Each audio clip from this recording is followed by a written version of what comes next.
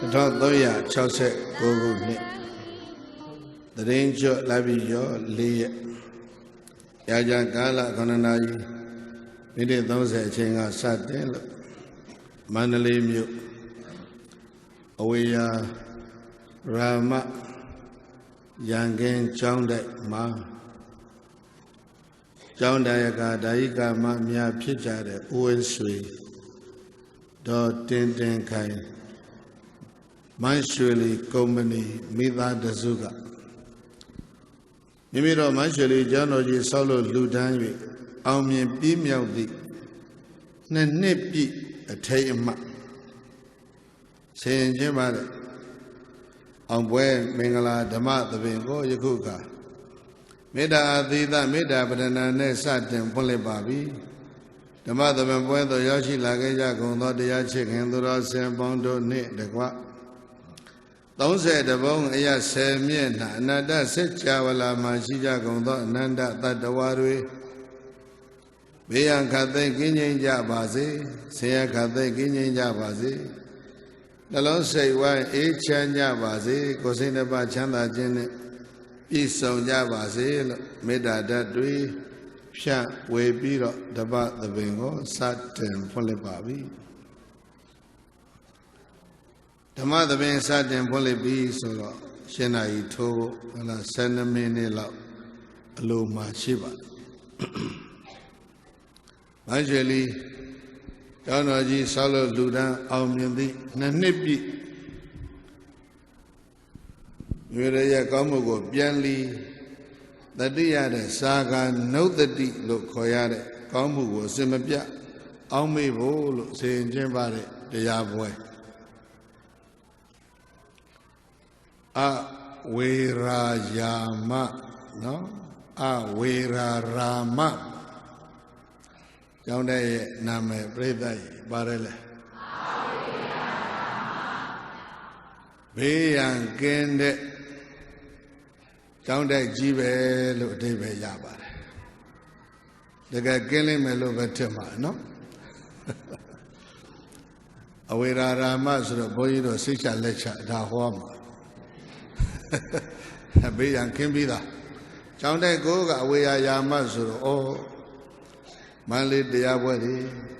ညမထွက်ရအမိန်နဲ့ပါသွားတာ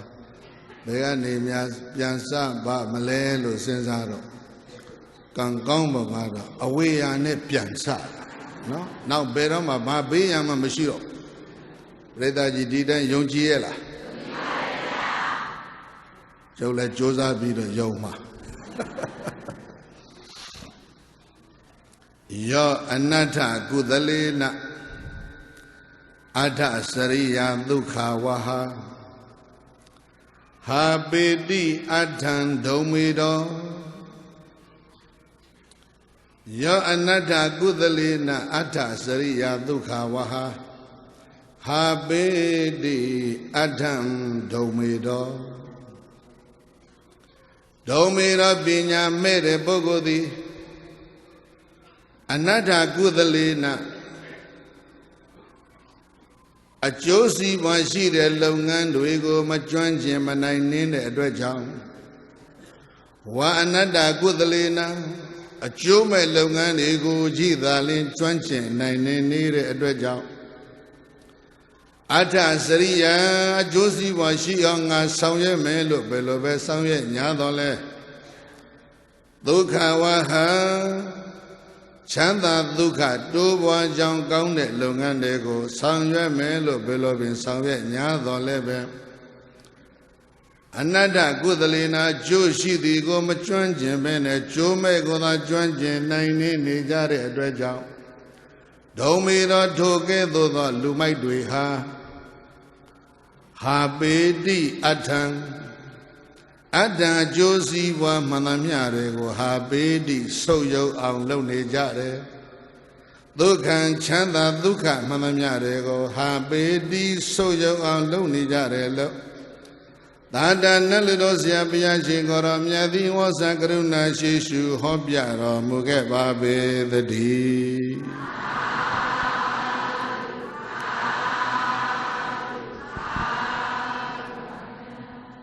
ဘ ဘောရပရိသတ်ရဲ့စာလုံးတစ်လုံးရှေးဥစွာမှားရမယ်ဒုံမေဓပြောပါလေဒုံမေဓပုဂ္ဂိုလ်နော်တရားအနဲ့နဲ့ဘာသာပြန်ရင်ပညာမဲ့တယ်အဓိပ္ပာယ်ရပညာမဲ့ဆိုလို့ရှိရင်အဲ့ဒါလူမိုက်ပဲဒီတော့ဘုန်းကြီးတို့ပရိသတ်ကြီးမင်္ဂလာသုတ်မှာရင်းနှီးတဲ့စကားနှလုံးကဘာလနဲ့ပန္တိတလို့ရှိတယ်ဘာနဲ့ဘာလဆိုလို့ရှိရင်ပရိသတ်ကြီးကလူမိုက်လို့တန်းပြောတယ်ဟိုဘက်ကျတော့ပန္တိတဆိုတဲ့ပုဂ္ဂိုလ်ပညာရှိလို့လည်းပြောလို့ရတယ်သူတော်ကောင်းလို့လည်းပြောလို့ရတယ်အဲ့ဒါလိုပါပဲခုလည်းပဲဒုံမေဓနဲ့သုမေဓနဲ့နှစ်ပုဒ်ဟာဒါအတွဲလို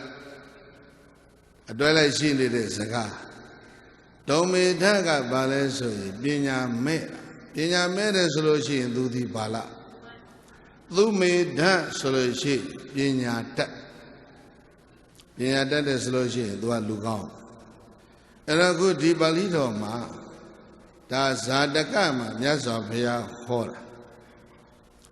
ဒုံမေဓဆိုတဲ့ဒီပညာမဲ့တဲ့လူမိုက်ဟာကျွမ်းကျင်တယ် expert ပဲနော်ဘာကျွမ်းကျင်တယ်လဲလို့မေးလို့ရှိရင်ပါဠိစလုံးတိုင်းပြောရအောင်အနတ္ထကုသလာဘာများလဲအနတ္ထဆိုတာကအကျိုးမဲ့ကုသလပုဂ္ဂိုလ်ကုသိုလ်လို့ဘာသာမပြန်ရဘူးကုသလဆိုတဲ့ပုဂ္ဂိုလ်ကျွမ်းကျင်တယ်နိုင်နေတယ်ဘာတွေကိုသူတို့ကျွမ်းကျင်နိုင်နေကြတယ်လဲဆိုလို့ရှိရင်အကျိုးမဲ့လုပ်ငန်းတွေကိုပဲကျွမ်းကျင်တာ expert ဆိုတဲ့သိအထင်မကြီးနဲ့နော်အဲ့တော့ကျွမ်းကျင်တယ်ဆိုတဲ့ကိစ္စဟာနှစ်ခုတို့ချုပ်ရအထကိုကျွမ်းကျင်ရမယ်ပြောပါလေအတ္တဆိုလို့ရှိရင်အကျိုးရှိတဲ့လုပ်ငန်းသူနဲ့အတွဲလိုက်ကဒုက္ခရှိတယ်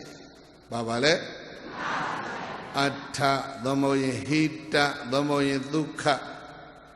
အဲ့ဒါတွေကိုကျွမ်းကျင်တဲ့ပုဂ္ဂိုလ်ကိုခေါ်တဲ့အတ္ထကုသလာအကျိုးရှိတယ်စီးပွားဖြစ်မယ်အားလုံးကိုစိတ်နဲ့ပါချမ်းသာမယ်အဲ့တော့လူသားတွေချမ်းသာကြောင်းလုပ်ငန်းကိုကျွမ်းကျင်ရင်ဒါပါလေအထကုသလလူသားတွေရဲ့အကျိုးစီးပွားရှိမှအလုပ်တွေကိုကျွမ်းကျင်ရင်သူသည်အထကုသလဓမ္မဘုံနဲ့အကျိုးမဲ့တွေကိုကျွမ်းကျင်နေတယ်လူတွေစိတ်ဆင်းရဲတဲ့အလုပ်တွေကိုကျွမ်းကျင်နေတယ်ဆိုရင်အဲ့ဒီလူဟာအနတ္ထကုသလခေါ်အလုံးရထားပြီးသားစလုံးမေတ္တာသုံးလောက်ရွတ်လိုက်ရင်ဒီစလုံးတွေ့မှာပါကရဏီယမတ္ထကုသလေနာတော်ပြီကရဏီယအထကုသလေနာပုတ်ခွဲရင်ကရဏီယအထကုသလေနာဆိုကြည့်အတ္တကုသလေနာကျိုးရှိတဲ့လုပ်ငန်းတွေကိုကျွမ်းကျင်နိုင်နေဆိုတဲ့ပုဂ္ဂိုလ်တွေဟာကရဏီယံပြုရမယ်ဘာပြုရမလဲဆိုလို့ရှိရင်အထကိုပဲပြုရမယ်ဟိတကိုပဲပြုရမယ်ဒုက္ခကိုပဲပြုရအထအကျိုးရှိတယ်ဟိတစီးပွားဖြစ်တယ်ဒုက္ခဘာဖြစ်လဲအာလုံးကိုယ်ရောစိတ်ရောချမ်းသာကြအဲ့ဒါမျိုးကျွမ်းကျင်ရင်မှတ်လိုက်အထကုသလခေါ်ပါတယ်အနတ္ထပြောင်းပြန်ဘာဖြစ်လဲအကျိုးမဲ့အဟိတပြောင်းပြန်စီးပွားပြက်ဒုက္ခနော်ဒုက္ခကိုပြောင်းပြန်လာဘာဖြစ်အလုံးကိုယ်စိတ်နှစ်ပါးဆင်းရဲအဲ့ဒါမျိုးကျွမ်းကျင်တဲ့လူကိုဘာခေါ်အနတ္ထကုသလအဲ့ဒီအနတ္ထကုသလပုဂ္ဂိုလ်ဟာဘယ်လိုပုဂ္ဂိုလ်လဲဆိုလူမိုက်ပဲတဲ့ဘုန်းကြီးကပါဠိတော်ကပြောထားတယ်ဒုံမေဓဘာခေါ်အဲ့ဒီလိုအကျိုးမဲ့ကိုကျွမ်းကျင်သောဒုက္ခဖြစ်တဲ့လုပ်ငန်းတွေကိုကျွမ်းကျင်နိုင်နှင်းကြသောပညာမဲ့သောအဲ့ဒီလူတွေဟာလောက်ကြတာအကျိုးရှိတယ်လှုပ်ဆိုလှုပ်လိုက်ကြတာလုံရင်အကုန်လုံးကျိုးမဲ့ကြီးဖြစ်ကုန်တယ် ချမ်းသာကြောင်းအလုဆိုပြီးတော့လှုပ်တာပဲလုံးရင်ကုန်ဒုက္ခဖြစ်ကုန်နေဒါဇာတကမှာမြတ်စွာဘုရားမိန့်တဲ့စကားပါယောအနတ္တကုသလေနအဋ္ဌစရိယာဒုက္ခဝဟဟာပေတိအတ္တဒုံမေတောယောဒုံမေတောအကျင့်ပညာမဲ့တဲ့ပုဂ္ဂိုလ်တွေဟာအနတ္တကုသလေနအကျိုးမဲ့စည်းပွားမဲ့ဒုက္ခရောက်မဲ့လုပ်ငန်းတွေကိုကြည်သာလဲကျွမ်းကျင်နိုင်နေကြတဲ့အတွက်ကြောင့်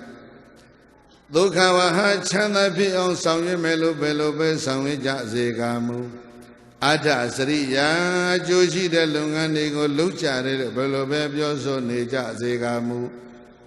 ဒုံမေရောပညာမဲ့ကြတဲ့အတွက်ကြောင့်မို့လို့အနတ္တကုသလေနာကျိုးမဲ့ကိုသာကျွမ်းကျင်နိုင်နေကြတဲ့အတွက်ကြောင့်မို့လို့ဒုက္ခချမ်းသာဒုက္ခမှန်သမျှကိုဟိတံကျိုးစီးပွားမှန်သမျှတွေကိုအတ္တကောင်းကျိုးချမ်းသာမှန်သမျှတွေကိုဟာပေတိဆုပ်ယုပ်အောင်လုပ်နေကြတယ်လို့တတ္တလူနတ်တို့ဆရာဘုရားရှင်ကိုရောမြတ်သည်ဝေါဇကရုဏာရှိရှုဟောပြတော်မူခဲ့ပါပေသတည်း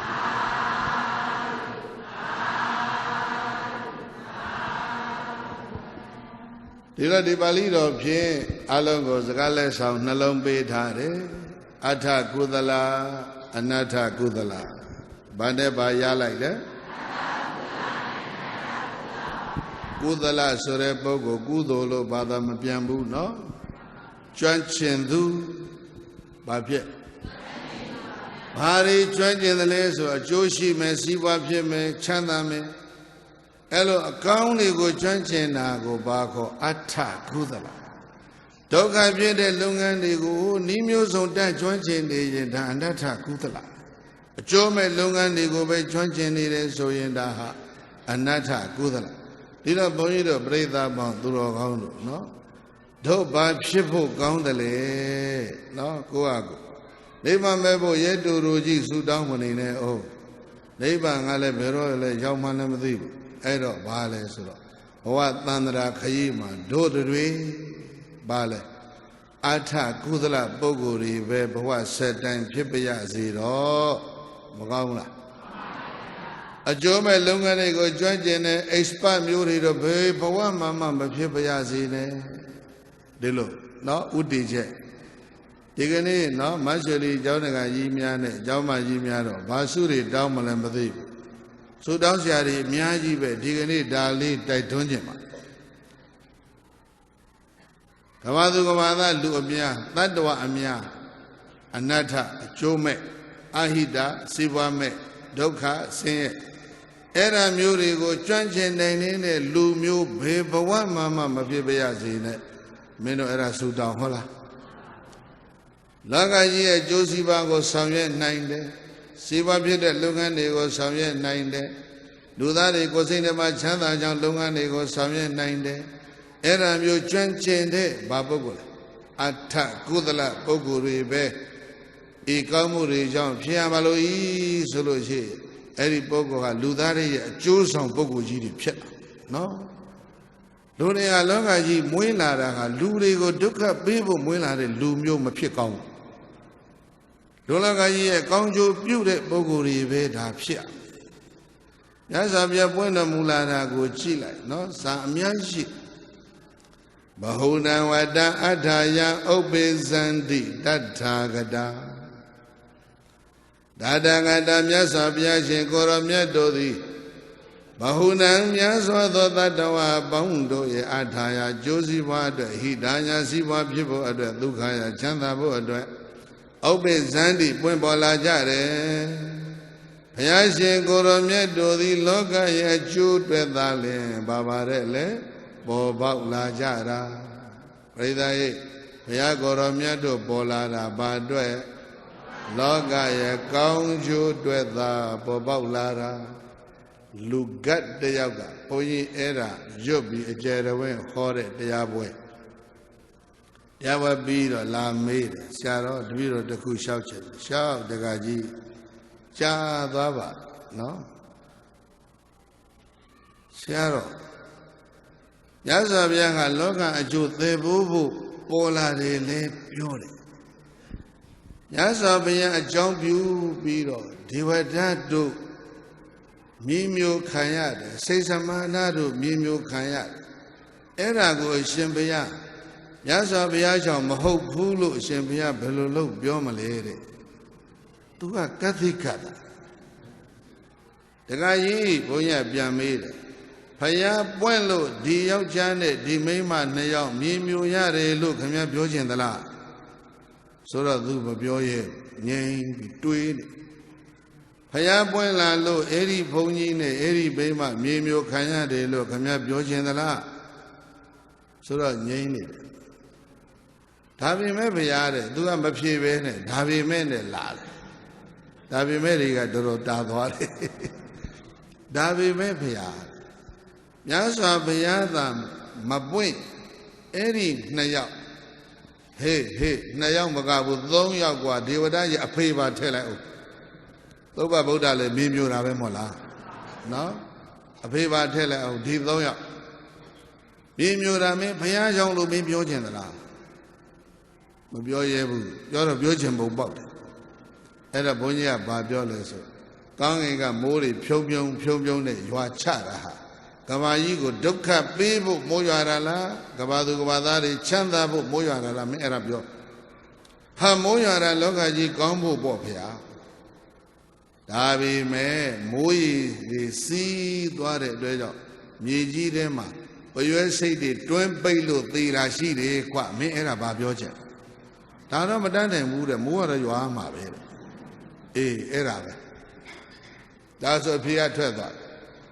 ဘုရားကတော့ပွင့်ရမှာပဲမိုးရွာလုံးလို့ပရွဲစိတ်တွင်းပိတ်သေတဲ့အတွက်ကြောင့်မိုးမရပါနဲ့လို့တန်းထရင်တခြားတတ်တော်တွေအများကြီးဘာဖြစ်လဲသေကုန်ကြရွာပါစေပရွဲစိတ်တွင်းပိတ်သေတာမတတ်နိုင်ဘုန်းကြီးတို့ပြိဿကြီးနားလေလားဘာပြောအဲ့ဒါပြောတာဘဟုနဝတံအထာယဥပ္ပိသန္တိတထာဂတာတထာဂတမြတ်စွာဘုရားရှင်ကိုရောမြတ်တို့သည်ဘဟုနံမြတ်စွာသောတတ္တဝါတို့ရဲ့အထာယကျိုးစီပါလိုငါဥပ္ပိသန္တိပွင့်ထွန်းပေါ်ပေါ်ပြီးလာကြပေတယ်အဲ့ဒီလိုဒေသနာတွေအများကြီးပဲဗုဒ္ဓရှင်တော်ပွင့်ထွန်းပေါ်တာသည်လူသားတွေအတွက်ဒုက္ခပေးဖို့ပေါ်လာတာမဟုတ်ဘူးအဲ့ဒါကြောင့်ဗုဒ္ဓကိုကြီးညိုတဲ့လူတိုင်းဟာလည်းပဲလူလောကကြီးကိုဒုက္ခပေးမဲ့လူမျိုးမဖြစ်သင့်ဘူးဟုတ်လားအဲ့ဒါကြောင့်ဘာကုသလဖြစ်ရမှာတဲ့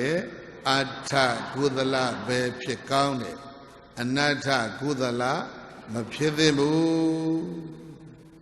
ဒီတော့ဘုန်းကြီးတို့ပရိသတ်ကြီးသိသိထားတဲ့ဘုရင်ကြီးတစ်ပါးကိုဘုန်းကြီးကနည်းနည်းလေးခြုံပြီးတော့ပြောပြမြတ်စွာဘုရားရဲ့ပြိဋိဘံစံပြီးတဲ့နောက်နှစ်ပေါင်း200ကျော်မှာနော်ဇိုရီပန်လို့ခေါ်တဲ့အိန္ဒိယပြည်ကြီးအတွင်းပိုင်းရောအပြင်ဘက်တောင်ရောက်သေးတယ်အနဆက်သက်ပြီးအုပ်ချုပ်တဲ့မင်းကြီးဒေသကြီးသိသိတာပေါ့ကျောင်းတွေလည်းဆောက်လိုက်တာဘယ်လောက်ဆောက်8400တဲလိုက်တဲ့ဘုရားလည်း8400ကဘာမေကြီးပေါ်မှာသူမတည်တဲ့ဘုရားသူမတည်ဘူးတဲ့ဘုရားသူမဆောက်ဘူးတဲ့ကျောင်းခဲလို့ပြောချင်ပြောအောင်သူထိမတင်ဘူးတဲ့ဘုရားမရှိဘူးပေါ့နော်သေရီဓမ္မအာသောကဘလောက်လောက်ပလိုက်ကျောင်းပေါင်းဘလောက်စေရီပေါင်းအေးသကလံမေရဏိဗုဒ္ဓဝါဓာတဝါကောတိတတံသုခိသကလံမေရဏိဗုဒ္ဓဝါမြေကြီးတစ်ခုလုံးသူစားတယ်စားကိုရိုးရိုးလေးဘာသာပြန်ဘာစားတော်စားတယ်နော်သကလံမေရဏိဗုဒ္ဓဝါမြေကြီးတစ်ခုလုံးသူစားတယ်ဆိုရင်လည်းကတော့ဇဘူရီပန်းရှိတဲ့မြေကြီးအလုံးကိုသူတယောက်တည်းအုပ်ချုပ်တယ်ဘုန်းကြီးတို့ပရိသတ်ကြီးခေါ်နေကြအတိုင်းခေါ်သီရိဓမ္မာသောအာသောကနော်ခေါ်နေကြအတိုင်းပြန်ခေါ်ကြည့်လိုက် သိရိသိကျက်သေးရှိတာဓမ္မမဲတရားနဲ့နေတဲ့သူ့နာမည်ရင်းကတော့အာသောကဟုတ်လားအဲ့ဒီသိရိဓမ္မအာသောကရဲ့ဘဝအကြောင်းကိုခုနကမြတ်စွာဘုရားဟောတဲ့ဒေသနာနဲ့ဘုန်းကြီးကဘယ်လိုများဟန်ချက်ညီမလဲဆိုတာလေးကိုဘုန်းကြီးက comparative study လုပ်ကြည့်တာသကလမေရတိဗုဒ္ဓဝါမြေကြီးအကုန်စားဆိုတဲ့ဒီဘက်ကိုယဉ်ကျေးကြီးဒီလိုပြောသဘူရိပါတစ်ခုလုံးကိုသူအုပ်ဆိုးတယ်ဟုတ်လားဘယ်လိုလဲသဘူရိပါတစ်ခုလုံးသူတယောက်တည်းအုပ်ဆိုးဓာတဝါကောတိတတံဒုက္ခိဓာတဝါကောတိတတံသူလှူသွားတာဂတိတရားထိုတို့ရှားရှားလှူတာလေးပရိသတ်အသိနေတာလေးပြောမယ်ဓမင်းစားကနေမစားမီနေ့စဉ်သူအလှူတသိန်းဖို့ပေးပြီးတော့လှူပြီးမှသူစားအဲ့ဒါလောက်အလှူရဲ့ရော့အဲ့ဒါတွေအကုန်ပေါင်းလိုက်လို့ရှိရင်စာကရေးတဲ့မှတ်တမ်းကတော့ဒါတဲ့တော့များမယ်လို့ဘုန်းကြီးကတော့ထင်တယ်ဒါမှတ်တမ်းကတော့ဟိုရေးလို့ကောင်းအောင်ဆိုလို့ကောင်းအောင်ရေးထားပုံပေါ်တယ်ဓာတဝါကောတိတတံဂတိတရားသူလှူခဲ့ပြီးပြီဆိုတာဓမ္မမစားမီတသိန်းလှူတာအကုန်ပေါင်းရင်ဂတိတရားရှိအလှူဒါနအကြီးကြီးပဲပြိဿိသိထားတာတွေကတော့ဇေဒီပေါင်းဘလောက်8000 4000ကျောင်းတိုက်ပေါက်ကောင်းမှုတွေဘာကြောင့်ဒါလောက်ပြုသလဲဓာတဝါကောတိတတံဒုက္ခိအဲ့ဒါလောက်ကြီးကောင်းမှုတွေပြုပြီးတော့မှနောက်ဆုံးကြတော့ဘာဖြစ်လဲဆိုလို့ရှိရင်အတ္တမလကမတ္တသအန္တိဣတရတံကတောအတ္တမလကမတ္တသအန္တိဣတရတံကတောအန္တိနောက်ဆုံးကြတော့မှအတ္တမလကမတ္တသဇီးပြူသည်တချမ်းမြကိုသာလည်းဣတရတံပိုင်ဆိုင်ခွင့်ရတော့တဲ့အဖြစ်သောကတောရောက်ရရှာတယ်နောက်ဆုံးခရီးရတာဒီမြေကြီးတစ်ခုလုံးငါပိုင်နေဆိုတော့ဒါဧကရစ်ဘောရှေးကပြောတဲ့အတိုင်းပြောရဲ့ဘာခေါ်လဲဧကရာဇနော်သာသနာနှစ်118မှာအသောကသည်မင်းဖြစ်တို့အောင်သူ history လေးပြောသာသနာနှစ်ဘယ်တော့118သူ့အဖေဘိန္ဒုသာရနာမည်ဆန်းတယ်ဘိန္ဒုသာရကမိဖုရား100ရှိတရားနဲတာမဟုတ်ဘုန်းကြီးစဉ်းစားတယ်ဒါ rotation နဲ့ဒါဘယ်လိုသွားမလဲတော်စိတ်ရှုပ်စရာကောင်းနော်3ယောက်4ယောက်သမားတွေတောင်မှတော်ခေါင်းရှုပ်တာနော်သူတရားကြီးတော့နေအဲ့တော့တရားကမွေးလိုက်တဲ့ကလေးတွေနော်မင်းသမီးတွေခဏထားမင်းသားကြီးအလုံး100နဲ့1ယောက်မွေး100နဲ့1ယောက်မွေးတော့တခုသောမိဖုရားကပြိဿရဲ့သား2ယောက်ဖွာထားတယ်အဲ့ဒါဆိုလို့ရှိရင်အလုံးပြောလို့ရပါပြီ69ယောက်ကဝင်ခွဲ2ယောက်ကတော့ညီကိုအရင်နော်စိတ်စရသေးရုပ်နိဗ္ဗာန်သစ္စာ4ပါးခန္ဓာအရဏဓာတ်သစ္စာပြောရတာလွယ်တယ်ဗျာဆွေမျိုးဆက်တာတခါသိခက်ကိုယ်ကလွယ်အောင်ဒီလိုလေးစက်တာဝင်ခွဲပါမလားမွေးတာညီကိုရင်ကအဖေကြီးတန်းကစံပြီလဲဆိုရမြင်းမောတ္တ5ပါးကောက်ကင်ပြီးတော့စေသူကြီးဖမ်းချုပ်ပြီးဟေ့ဒီစီနာငါသိမ့်တယ်စေသူကြီးဖမ်းဓာတ်နဲ့ထောက်ထားတော့စေသူကြီးကလည်းမင်းတရားသစ္စာခံပါတယ်ဆိုတော့စေသူကြီးကိုဖမ်းထိန်လိုက်ပြီးလဲဆိုရစေတကြီးတစ်ခုလုံးကသူ့လည်းအောက်ရောက်တာရှေ့ကအာနာသိမ့်ပုံကအဲ့လိုသွားတယ်အဲ့တော့ဘာဖြစ်ကုန်လဲဆိုရင်ယူကိုဝမ်းခွဲ99ယောက်ကလက်မဲ့တွေအကုန်ဖြစ်99ယောက်လက်မဲ့ဖြစ်သွားတဲ့ကောင်တွေစိတ်မချရဘူးဒီကောင်တွေအကုန်ဖမ်းအသောကလှုပ်သွားတာ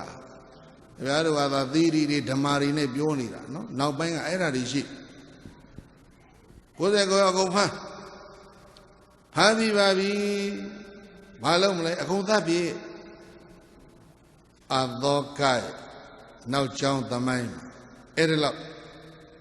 ညီကိုဝင်းခွဲပေါင်းဘလောက်ကိုသတ်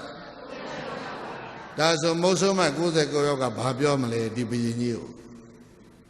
ကြံတန်ရက်ဆက်တဲ့မင်းကြီးဒီလိုပြောမှာပေါ့နော်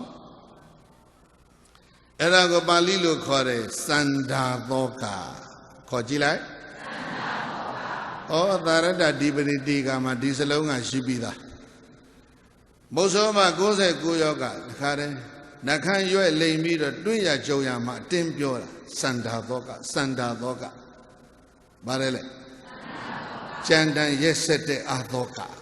ဒီလိုပြောအဲ့တော့အဲ့ဒီဇာလန်းကိုပရိသတ်ကြီးလွယ်ရင်းလေးသွားလိုက်ထွက်ပြေးတဲ့ကိုလွတ်ရုံးပြီးတော့ပြေးရရှာတဲ့မုတ်ဆိုးမမင်းသမီး69ယောက်ထဲမှာတယောက်သောမင်းသမီးဟာကိုဝင်ကြီးနဲ့ဘယ်မှာသွားမွေးသလဲဆိုတော့စန္ဒာလရွာမှာသွားမွေးတယ်အဲ့တော့မင်းသားမင်းသွေးဘယ်မှာမွေးရဩကြောက်စရာခေါင်းတယ်နော်ပါဝါခရစ်ပင်အာနာပါဝါကိုလုံးမပေါ်ပြီဆိုတဲ့အခါကျတော့ဒီမင်းသွေးမင်းသားတွေဟာနော်ရွှေပလင်ပေါ်မှာပဲရွှေသလွန်တော်ပေါ်မှာပဲရွှေပခက်ပေါ်မှာပဲမွေးဖို့ကောင်းတာဒါပေမဲ့ပြေးရပုံရတဲ့ဘဝကြတော့စန္ဒာလရွာကဇယပြစ်ပေါ်မှာသွားမွေးရရှာတယ်အဲ့လိုဖြစ်အဲ့တော့သူတို့ရဲ့ background လေးတစ်ခုဒီနေရာလေးမှာခဏလေးဒီ story လေးကိုရထားပြီးတော့သူတို့ရဲ့ background လေးကိုပြန်ကြည့်အောင်အဲ့တော့မင်းသားတယောက်ဒီစန္ဒာလရွာမှာဘယ်နဲ့ကြောင့်မွေးတယ်လဲဆိုတော့ဒါလေးဟာအကြောင်းရှိတယ်နော်အကြောင်းကဘာလဲလို့ဆိုတော့ဘုန်းကြီးတို့ဂေါရမမြတ်စွာဘုရားမပွင့်မီမှာပဲတဲ့ညီအကို3ယောက်တို့သည်တဲ့ပြားရည်ရောင်း၍အသက်မွေးကြတယ်ဒါ story လေးဘာလဲအေးပြားရည်ရောင်း၍အသက်မွေးကြတဲ့ညီကို3ယောက်ဒီအငယ်ဆုံးလေးကအိမ်ကနေထိုင်ဆိုင်ကနေပြားရည်ရောင်းအကိုလက်နဲ့အကိုကြီးကတောသွားပြီးတော့ပြားဖို့ပြားရည်ဆိုင်ထိုင်ပြီးတော့ပြားရည်ရောင်းနေတုန်းမှာပဲပြားရည်ဆိုင်ရှေ့ကိုပစ္စည်းကဗုဒ္ဓတပါးဆွမ်းကန်ကြွဟာပစ္စည်းကဗုဒ္ဓကြီးသပိတ်ဖွင့်ကြည့်လိုက်တော့ဆွမ်းမရှိဆွမ်းတစည်းမှမရသေးတော့ပြားရည်ရောင်းတဲ့ညီအငယ်လေးကဩရှင်ဘုရားပြားရည်ပြလောင်းရင်လက်ခံပါလားလက်ခံပါတယ်ဆွမ်းရင်လည်းလွန်တော့မယ်ပြားရည်ဆိုရင်တော့24နာရီစားလို့ရတယ်အဲ့တော့သပိတ်တဲ့ပြားရည်တွေလောင်းထက်လောင်းရင်နဲ့ပြည့်စုံကဗုဒ္ဓကိုပြန်လေတော့ဖိုးပြီးတော့ကြည်ကြတဲ့တရားတွေကအာကောင်းတက်လာတဲ့အတွက်ကြောင့်ပြားရည်လောင်းတာသွန်ချနေတဲ့ပြားရည်ခွက်ထဲကပြားရည်ကိုမရက်နိုင်သပိတ်ပြေးတယ်ပြားရည်ဆိုတော့ခပ်ပြေးဆိုတော့နည်းနည်းမောင်းတက်နော်မောင်းတက်တယ်လည်းဆက်လောင်းတော့ဘာဖြစ်လဲရှံကြအဲ့တော့လူဒါနပြုကြတဲ့နေရာမှာပြိဿကြီးအဲ့လိုမောက်ဖြိုးနောက်ခေတ်လိုတလုံးပြောမလဲဘာပြောမလဲအရှံပဲနော်အဲ့လိုပြုတ်လိုက်တဲ့အကျိုးကျေးဇူးကြောင့်သူကလည်းဆုတောင်းတာကိုဟောဒီစပူရီပါမှာမြေအောက်လဲအာနဇက်သက်ကောင်းငယ်လဲအာနဇက်သက်မောက်တဲ့အတွက်ကြောင့်ကောင်းငယ်မှာအာနဇက်သက်ရမြေအောက်ကိုစီးကျသွားတဲ့အတွက်ကြောင့်လည်းပဲမြေကြီးတဲ့လည်းအာနဇက်သက်ရအဲ့ဒါလို့အာနဇက်သက်ထက်ပြက်တဲ့ဘယင်တစ်ပါးဒီစပူရီပါမှာဖျက်ပါလို့ဤပြားကုန်တဲ့အငယ်ဆုံးဆုတောင်းပိစကဗုဒ္ဓကြွသွားတယ်ပြားရည်ကအဲ့ဒီနေ့တော်ကုန်သွားတယ်နဲ့တူပါတယ်တော့အကိုကြီး2ယောက်ပြန်လာပြားဖို့လို့ပြားရည်သိရခဲ့ဟန်မတူဘူးဟန်ကြီးလေးပြားရည်တွေကုန်သွားပြီဘယ်လိုဖြစ်ပိစကဗုဒ္ဓကြွလာလို့ဆွမ်းလောင်းသပိတ်ပေါအောင်လဲလောင်းလိုက်တယ်ရှံအောင်လဲလောင်းလိုက်တယ်အောက်စီကြအောင်လဲလောင်းလိုက်အဲ့ဒီလောင်းလိုက်တဲ့ပြားရည်လောင်းတဲ့ကုသိုလ်ကိုအကို2ယောက်ကိုညီလေးအမြတ်ပေးပါတယ်ဗျာသာဓုသာခေါ်ကြပါသာဓုခေါ်သေးတယ်ဒါပေမဲ့ဘာပြန်ပြောလဲလို့ဆိုတော့တယောက်ကပြောအဲ့ဒီကိုတော်ကကွာတပိတ်ရှံသွားအောင်လောင်းတာတောင်ယူသလားယူတယ် ဒါဆိုသူလက်တွေသင်္ကန်းတွေပြားရည်တွေစိုးကြံပေးကြံကုန်မှာပေါ့ကွာမသိဘူးအဲ့ဒါတော့ကျိုးတော့အရှံပဲလောင်းထည့်ထားဒါလောက်တော့ပက်ပက်ဆက်ဆက်လူခံတဲ့ကိုတော့မင်းထင်တဲ့အရဟံပိစိကဗုဒ္ဓမဟုတ်နိုင်စန္ဒာလသင်္ကန်းဝက်လာတာဖြစ်မယ်သူတော်ကောင်းကိုဒီလိုပြောတယ်နော်စန္ဒာလတွေသင်္ကန်းဝက်လာတာဖြစ်မှာပေါ့ကွာပြောချအဲ့ဒီလိုပြောလိုက်တာတယောက်နောက်တယောက်ကတော့ဘာပြောလဲနောက်တစ်ခါလာရင်အဲ့ဒီကိုယ်တော်ခြေနှချောင်းကင်ပင်လေတဲ့ပြစ်ချတာဒီလိုလဲပြောတယ်နော်ယောအပဒုဋ္ဌသနရသသုဒ္ဓသဘောဓသအနေကနသမပြစ်မှားတိုက်တဲ့ပုဂ္ဂိုလ်တွေကဒီလိုပြစ်မှားခြင်းဟာနော် God beget God bad beget get မကောင်းမှုရဲ့မကောင်းကျိုးဟာမလာပဲမနေပါဘူးကောင်းမှုရဲ့ကောင်းကျိုးလည်းပဲလာမှာပါပဲအဲ့တော့ပင်လည်းပြေးချလိုက်ဟေ့ဆိုလိုက်တဲ့ဗျာကုံတယ်သည်သီရိလကနိုင်ငံသီကိုကျွန်းမှာဒေဝနာပိယတိသမင်းသွားဖြစ်တယ်ပင်လည်းတဲ့ကကျွန်းလေးသေးသေးလေးမှာဘယင်ဖြစ်ဒေါသန္တာတွေကွာစန္ဒာလတွေသင်္ကန်းပတ်လာကြတာနေမှာပေါ့ဆိုတဲ့ဗျာကုံတယ်ကတော့ခုနကစန္ဒာလရွာမှာသွားမွေးတဲ့မင်းသားနော်မောက်အောင်ရှမ်းအောင်လောင်းပြီးတော့ဇဗုဒိပါမှာအာနာကိုအရှံပဲရပါရစေဆိုတဲ့ဗျာကုံတယ်ကတော့ခုပြောတဲ့သီရိဓမ္မအာသောကဖြစ်လာဒါ background story စိတ်ဝင်စားစရာကောင်းနော်ဝိဘက်ဟူသည်ရှားမရှိခင်ပြန်လီတမျိုးမကောင်းကျိုးဖြစ်နောက်ပိုးလိုက်တဲ့သူ့ကိုဖြက်ကကိုပြက်တတ်စွာဤလူရွာဝဲဓမ္မတာအယုပမာနိုးမူခါမျိုးချိုမျိုးစေးဆိုင်မျိုးကထိုမျိုးအလားမချတူပြီးခါချိုသည်သောပါကြီးမင်းပြိုမှတ်မိုက်သောလောမဂရေဝမင်းကြီးတောတဲ့ခါนี้တော့သူသားကြီးမှားသွားဟေးငါသားကောင်းမှုပြုနော်ချိုတဲ့အစိတ်ကိုစိုက်အချိုသီးရတဲ့ခါတဲ့မျိုးစေ့စိုက်ရင်တော့အချိုသီးမမျောနဲ့တော့စိုက်ပြိုးတာမှန်ဖို့လို့လေကုသိုလ်မျိုးစေ့စိုက်ပြိုးတာမှန်ကြနော်ဝိဘဟူသည်ကြမရှိခင်ပြန်လီတမျိုးမကောင်းကြိုးဖြင့်ခါမျိုးချိုမျိုးစိတ်ဆိုင်ပြိုးကထိုမျိုးဟလာမချတူဖြင့်ခါချိုသည်တော့သာကြီးမင်းပြိုမှတ်ပိုက်သောလောသူ့ကိုတယမကြော့ကြမ်းတယ်လူနှမ်းကိစ္စကြိုးမလှဘူးလူနှမ်းပါဠိဆိုရရဲ့စလုံးကလည်းပဲနားထဲမှာတော့ချမ်းသာစရာတော့ကောင်းတယ်လူနှမ်းတယ်ပြိဿရေပါတယ်လေလူနှမ်းဆိုတာအယူအနှမ်းဆိုတဲ့စကားလုံးရှိတယ်မဟုတ်လားဗမာကတွဲပြောတယ်အယူနောက်ကပါတယ်အယူအနှမ်းနော်အဲ့တော့လူယူလူနှမ်းတွေရဲ့အလုတ်ဟာလူနှမ်းကိစ္စကြိုးမလှဘူးနိယာမမျိုးဘာမျိုးလဲကမ္မနိယာမ the law of nature နော်အဲ့ဒါကိုဘလောက်ပဲတကူပါဝါအာနာရှိတဲ့ပုဂ္ဂိုလ်ပဲဖြစ်စီအဲ့ဒီစားကို combat လုပ်လို့မရဘူးကြောင်းပြန်လှန်လို့မရဘူးနိယာမမျိုးကောင်းအဆိုဒီပြည့်ကျိုးနှစ်ပါးဖြစ်တတ်ညာကဖယားတော်မှမလွတ်ရဘူးဖယားတောင်ရှောင်လို့မရတာအသောကလို့ဧကရစ်ဒီဘယ်မှာရှောင်လို့ရမလဲနော်အဲ့တော့ background story ရသွားပြီပြားကုံတဲ့ညီတော်3ယောက်မောက်အောင်ရှမ်းအောင်လှူခဲ့တဲ့အငယ်ဆုံးကြီးလေးကသတိဓမ္မအာသောကနောက်တစ်ခါလာရင်အဲ့ဒီကိုတော်တွေချင်းအကြောင်းဆွဲပင်လေတဲ့ပြစ်လို့ပြောလိုက်တဲ့ပြားကုံတဲ့တယောက်ကဘယ်ရောက်သွားတယ်ပင်လေတဲ့ရေလေကောင်ကကျွန်းလေးဒီကိုကျွန်းမှာဘယင်ဖြစ်တယောက်ကတော့ဘာပြောလဲစန္ဒာလတွေသင်္ကန်းပတ်လာတဲ့နေမှာပေါ့ပြောလိုက်တဲ့အကိုတယောက်ကတော့ဘယ်ရောက်သွားလဲစန္ဒာလရွာသွားမွေးတယ်အဲ့ဒီဇာလံကိုချုပ်ရင်စန္ဒာလရွာညောင်မင်းအောင်မွေးတဲ့ဒီမင်းသားဟာနောင်တော့ဏိဂျောဒသာမဏေဆိုတာသူပဲ ဟုတ်လားလွန်ခဲ့တဲ့ဘဝတုန်းကညီအကိုတွေပဲဖွင့်လားနိကြောရသာမဏေနဲ့အသောကနဲ့လွန်ခဲ့တဲ့ဘဝကဗါတယ်လေညီအကိုတော်တယ်မျက်မှောက်ဘဝမှာတော့တူအီးမနေဘူးလားသူ့ညီတော်တယောက်ရဲ့သား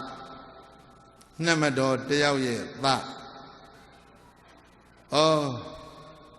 အဲ့ဒီနိကြောရသာမဏေရဲ့တရားနဲ့စန္ဒသောကသည်ဘာဖြစ်ရတာဓမ္မာသောကဖြစ်ရတာညီတော်ကြတဲ့နိကြောရသာမဏေကရွှေနန်းတော်ပေါက်ဆွမ်းခံရောက်အသောကမင်းတရားကလည်းနာမည်ကသာအသောကနာမည်ကတော့ဗါတယ်လေ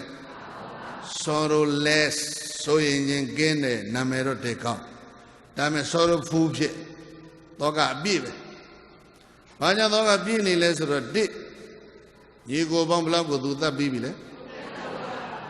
အဲ့ဒါကြောင့်တစ်ဒီလောက်ကြီးကျတဲ့လူသတ်မှုကြီးကိုပြန်တွေးပြီးတော့စိတ်မအေးတာတစ်ချက်နှစ်ကတော့ငါမျိုးပြုတ်အောင်ငါမလုံနိုင်ဘူးမင်းသားတွေသတ်လိုက်ပြီမဲ့မင်းသမီးတွေလွတ်သွားတယ်ဟုတ်လားလွတ်သွားတဲ့မင်းသမီးတွေကတနေရာမှာမင်းသားလေးတွေမင်းသမီးလေးတွေထပ်မွေးကြအောင်မှာအဲ့ဒီသားလေးတွေအရွယ်ရောက်လာလို့ရှိရင်လူစုပြီးတော့တော်လှန်ရင်ခရကြီးရဲ့ဆိုတော့ရှားနေအဲ့ဒါကြောင့်လည်းပဲအသောကကဘာဖြစ်ရတာလဲသောကရွှေနန်းတော်ကြီးထဲမှာသောကအပြည့်နောက်တကဘာသာရေးသောကဘာသာရေးသောကကဘာအသောကကဘာလဲလို့ဆိုတော့ဘာသာရေးသောကကဘာလဲလို့ဆိုတော့သူအဖေဗိန္ဓုသာရဟာဗုဒ္ဓဘာသာမဟုတ်ခဲ့ဟမ်သူဗိန္ဓုသာရသည်ဂျိန်းကိုးကွယ်တာကိုတုံးလုံးအဝတ်မရှိတဲ့တက္ကထုံးဘုံကြီးတွေကိုးကွယ်တာဂျိန်းခေါ်အဲ့တော့ကျောင်း၈သောင်းလေးတော်ဇေဒီ၈သောင်းလေးတော်ဆောက်တာကြည်ပြီးတော့အလွန်သာသနာအားပေးတဲ့ဘုရင်ကြီးလို့ထင်တော့ထင်စရာပဲဒါပေမဲ့နောက်ပိုင်းကသူဘာကိုးကွယ်လာခဲ့ဂျိန်းကိုးကွယ်လာခဲ့တာအဲ့ဒါရသူဘုရင်ဖြစ်တဲ့အချိန်ကျတော့ဂျိန်းဘုံကြီး6သောင်းကိုနေတဲ့နန်းတော်မှာဆွန့်ကျွေးရဒါအဖေရဲ့အမွေဂျိန်းဘုံကြီးတွေကဘုံကြီးဝတ်တယ်ဆိုတဲ့နေ့တုန်းကစပင်မုတ်စိတ်နှခမ်းမွေးမုတ်စိတ်ပါကြစသည်အကုန်လုံးရှင်းတယ်ပြိတ်တယ်ဒါပေမဲ့အဝတ်မိုးပဲနဲ့ကိုယ်တလုံးနေတယ်နောက်တစ်ပံပေါင်းထားတဲ့မုတ်စိတ်ကျင်းဆိုနှခမ်းမွေးစပင်မွေးဘယ်တော့မှမရတော့ဘူးပေါက်ချင်တဲ့ပေါက်ရှည်ခြင်းနဲ့ရှည်ဒီတိုင်းထားရေလည်းမချိုးကြရေချိုးရင်ဘာဖြစ်လဲအဘသိနဲ့တဲ့ရေထဲမှာပိုးပါတယ်လေပိုးလေးတွေသေးကုန်မှစိုးလို့ရေမချိုးရဘူးတဲ့ဂျိန်းနောက်ဆိုအိမ်သာတက်ပြီးတောင်မှရေမဆေးဘူးပိုးတွေသေမှစိုးလို့တဲ့အဲ့ဒါကြောင့်အစွန်းရောက်တဲ့အကျင့်ဆိုတာအဲ့ဒါမျိုးနော်ဒီတော့အဲ့ဒီလူဂျိန်းဘုန်းကြီး6000ကနန်းတော်ထဲမှာနေတိုင်းဆွမ်းစားကြွအဲ့ဒါကြည့်ပြီးတော့သူကဉာဏ်ရှိတဲ့မင်းတစ်ပါးဆိုတော့နော်ဒါတွေကနှိမ့်သာရမရှိတဲ့ဘာသာရေးခေါင်းဆောင်တွေပဲဒါတော့သူနားလဲအဲ့ဒါအောင်အင်းအမေအဖေအမေအမွေအဖေအမွေဆိုပြီးတော့ဆက်ခံလို့တော့နေရတယ်စိတ်မချမ်းသာအဲ့တော့သောကဖြစ်တာ3မျိုးပေါ့တစ်ကလူ90နော်တတ်ထားတဲ့အမှုကြီးနှစ်ကတော့လွတ်သွားတဲ့မင်းသမီးတွေနဲ့သားတွေကပြန်ပြီးတော့ဘယ်တော့တော်လှန်မလဲပေါ့အဲ့ဒါလေဆိုးတဲ့အကုသိုလ်ကိုပြန်တွင်းပြီးတာကဘာလဲဆိုတော့စဘူရီပါလို့ခေါ်တဲ့အိန္ဒိယပြည်ကြီးတစ်ခွင်လုံးမှာမင်းပေါင်းနော်ရှေ့တော့က8400လောက်ရှိတယ်ရှမ်းပြည်ကစော်ဘွားတွေအတိုင်းပဲအဲ့ဒါ8400လောက်တော့မင်းတွေပါဠိလိုခေါ်ရအောင်မဟာရာဇာဘာလဲအဲ့ဒီမဟာရာဇာတွေကိုတိုက်ခိုက်တပ်ဖြတ်နေတာ4နှစ်ကြာအကုန်ရှင်းပြတယ်မဟာရာဇာတွေတရားဝင်ကြမကုန်သတ်ပြအဆိုးအဆုံးတိုက်ပွဲကြီးကအသောကရဲ့သမိုင်းမှာရှိတယ်ကာလိန်ကတိုက်ပွဲကာလိန်ကတိုက်ပွဲဆိုတာဒီကနေ့ဩရိတပြည်နယ်ဟာရှိတော့ကကာလိန်ကတိုက်ကာလိန်ကမင်းကိုတိုက်တဲ့တိုက်ပွဲကလူသိန်းချီပြီးတော့သိတယ်အဲဒီကာလိန်ကတိုင်းထဲမှာရှိတဲ့မြစ်တွေထဲမှာအလောင်းတွေကိုမျောပစ်တာမြစ်တွေအလုံးနီးနေစေပွားရေးပြီးတိုင်းပြီးဆိုပြီးတော့အလံထူခဲ့ပြီးတော့သူပါတလိပုတ်ပြန်တော့လမ်းမတ်တမှာအိုးခြေပြတ်လက်ပြတ်နှရွက်ပြတ်မျက်စိကန်းဒဏ်ရာနဲ့လူတွေတုံးလုံးပဲလေတလန်းလို့စိတ်ဆင်းရဲစအနိဋ္ဌာယုံကြည်သူကြည့်ရအဲ့ဒီတော့မှတော်ပြီလောကကြီးကိုငါသည် ဒေါသမျက်လုံးနဲ့တော့မကြည့်တော့ဘူးတဲ့ဘာလဲပြိဿနောက်တစ်မျိုးပြောမယ်မုံတီးသောမျက်လုံးနဲ့လူသားတွေကိုငါမကြည့်တော့ဘူးဘာမျက်လုံးနဲ့ကြည့်တော့မလဲဆိုလို့ရှိရင်ချစ်သောမျက်လုံးနဲ့ပဲငါကြည့်တော့မယ်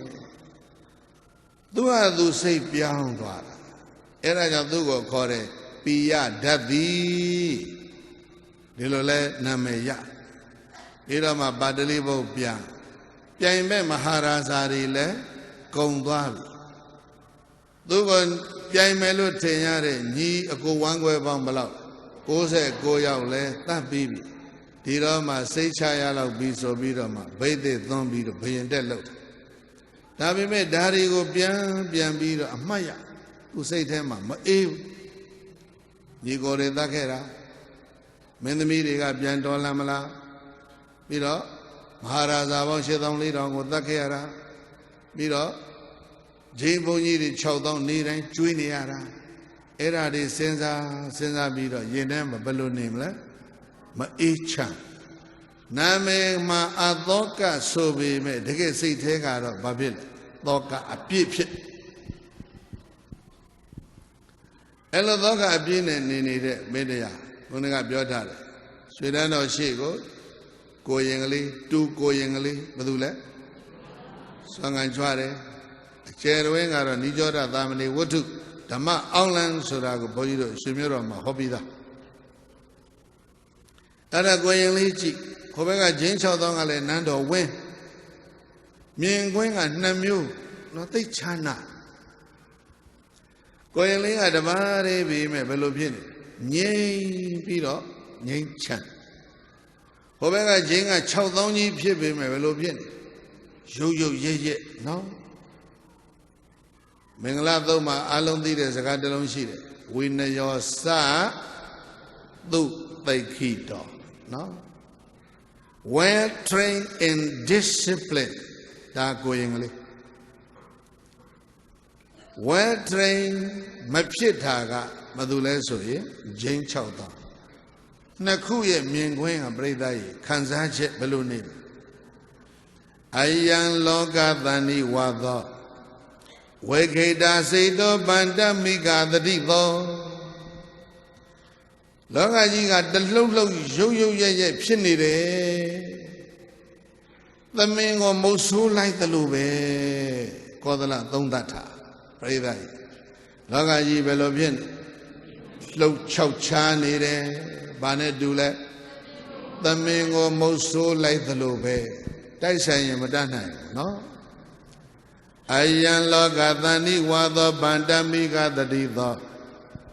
လောကကြီးတစ်ခုလုံးတုံးလုံးခြောက်ချနေတဲ့သမင်ကိုမုတ်ဆိုးတွေလိုက်နေကြသလိုပဲတခုနောက်တစ်ခုကျတော့ဟိုကိုရင်လေးကြည့်လိုက်တော့ဘယ်နဲ့ဖြစ်အယံပဏ္ဏတာရကောသန္တိတယောသန္တမနာသောဟောဒီကိုရင်လေးကတော့ငြိမ်းချမ်းသောအိန္ဒြေရှိတယ်ငြိမ်းချမ်းတဲ့စိတ်ဓာတ်ရှိမှပဲနှစ်ခုသူသုံးတတ်ကြည့်အဲ့တော့မှဟဲအမတ်တွေဟိုကိုရင်ပင့်ငယ်တို့အောင်ပြောကိုရင်နန်းတော်ရဲ့ရောက်ကိုတော့ခင်းထားတဲ့နေရာတွေအများကြီးပဲတော်မဲ့နေရာကြည့်ထိုင်အဲ့ဒီအချိန်ဒီဘယင်ကြီးစိတ်ဟာဘလို့နေလဲခံမှန်းကြည့်လိုက်နော်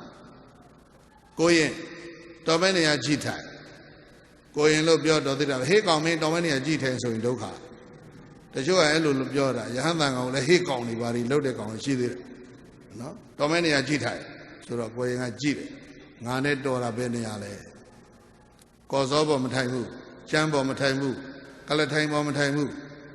ကိုရင်ကလည်းပဲမင်းသားပဲမဟုတ်လားယဟန္တာဘယ်တက်ထိုင်ဘယင်ထိုင်တဲ့သီဟာသနာပလင်ပေါ်ကိုရင်တက်ထိုင်ဒါငါနဲ့တော်တယ်ဆိုတော့မှအာသောကဒူးတုံသွားတာဟာငါဆုံးမမဲ့ကိုတော်ပဲငါနိုင်မဲ့ကိုတော်တော့ရောက်ပြီဆိုတော့ပါအဲ့ဒီမှာနမူကြဒူးကြတထောင်ကြဘယ်နှခုကြသွားဟမ်သုံးခုသမားတွေငါးခုသမားတွေနှစ်ချမ်းခွဲရလိုက် Duja, the Downja, Nabuja, Benakuja. Though Jare so in Eri Luga, let the Pechi the Pem Mabarapia.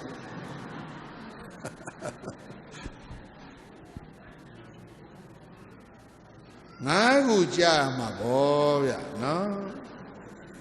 Dada the Abia go no Jiga. Chedimare, I don't know what. Era the Madana Palembo, Hoku, the Hadana Palemboga, Goyenga, Adoga, Hor. The lone eve Abamado, Amadambadan. So like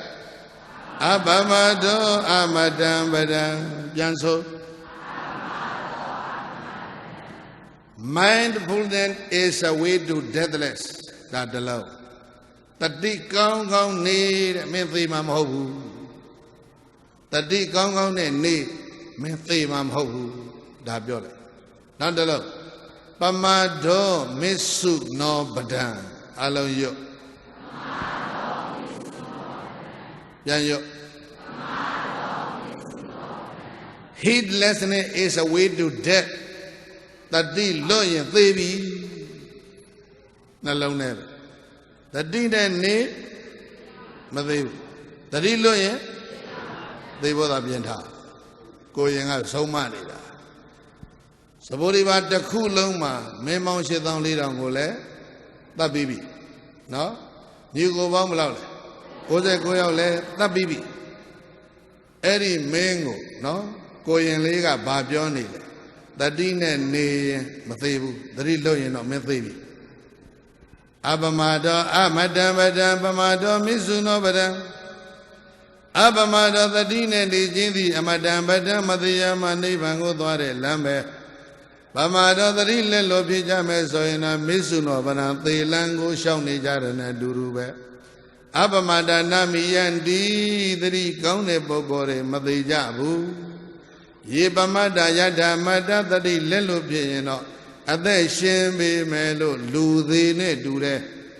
Tadamado ja imadame dama winne dia de so made dibya chen tadana ro ma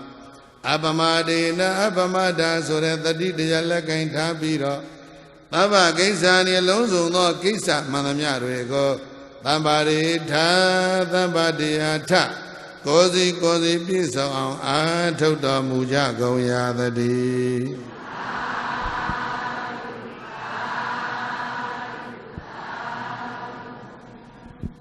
Eri koye ni joda tutu rogaliye abamada daya nabi ma adoga ga Buddhan Dharanangi Sami sa lauta ba bya. Era khelo pyo yin eri ro ma tu ba phit Buddha Bhatha phit de Jain Bhatha ma Buddha Bhatha tho koyin le ye ba taya ne pyaung abamada taya ne pyaung ne. Era yo Santa Doka Gani Biro Dhamma Doka Di Abamada Dayane Tu Pitwa Erino Dibidari Go Boiro Kamyamya Chopyo Dom Eridoma going only Chino Lolo going Siabadule going Obirga Domo Badu Dembedele Yahamba Shedamani Badu Bedele. Damasriya Siari Mire, Ubeze Siari Mire, Eridoma, Damadoka, Pilare, Di Sanda Doka Ga, Koyen, Dea Konolo, Eri, Dea Adwe, Swan Shik of Lubare, Lulai, Swanben out. The Garamini Gamasadi, Na Ubeze Lume. Lubaya, now that she ogoro to Luome. Garamini now she ole Masadibu, Damasria, Saya Buni, Luleme. Era Solochi, now that she o Luome, now she o Gamasadibu, Thanga Lume. Pena Jay Lubile Ubeze, Sheo, Saya Buni, Sheo, Thanga Sheo. Era Koyenga Bayingo, then Dampini. Tadanara got a abuse the top of Meso in Dilolo, Shili Janaga, no? တပွဲတည်းနဲ့စွန့်ပဲနဲ့အုပ်ဖြစ်နေပြီလေကွာရှစ်သုံးလေး24ဖြစ်သွားပြီအဲ့တော့မှကိုရင်အဲ့လိုလူပြစ်နေရင်ကိုတော့အတွက်နောက်တာရှစ်အုပ်လှူအောင်မယ်ဆိုကိုရင်ကိုထလှူတာရှစ်အုပ်စွန့်ပဲနဲ့အုပ်ရစင်ပြေးတာတပွဲတည်းနဲ့32အုပ်ရနော်ဘာတရားလဲဗျာအပမတောအမတံပတံပမတောမေစုနောပတံအပမတနာမိယန္တိယေပမတ္တယထာမတ္တဆွန်32အုပ်ရတဲ့တရားစန္ဒသောကလည်းဘာဖြစ်သွားဓမ္မသောကဖြစ်သွားအဲ့ဒီတော့မှရွှေနန်းတော်တွေကိုဒီကနေ့ကစဂျိန်းနေမလာနဲ့ဂျိန်းနေအတွက်ရွှေနန်းတော်ကြီးသည်တကားပိတ်သွားကိုရင်ကမနေ့ပြင်ကကြတော့ရွှေနန်းတော်ကို32ပါးပင့်သွားတယ်ဆောင်းက32အုပ်လှူထားတာကိုတပည့်ခါကြတော့64ပါး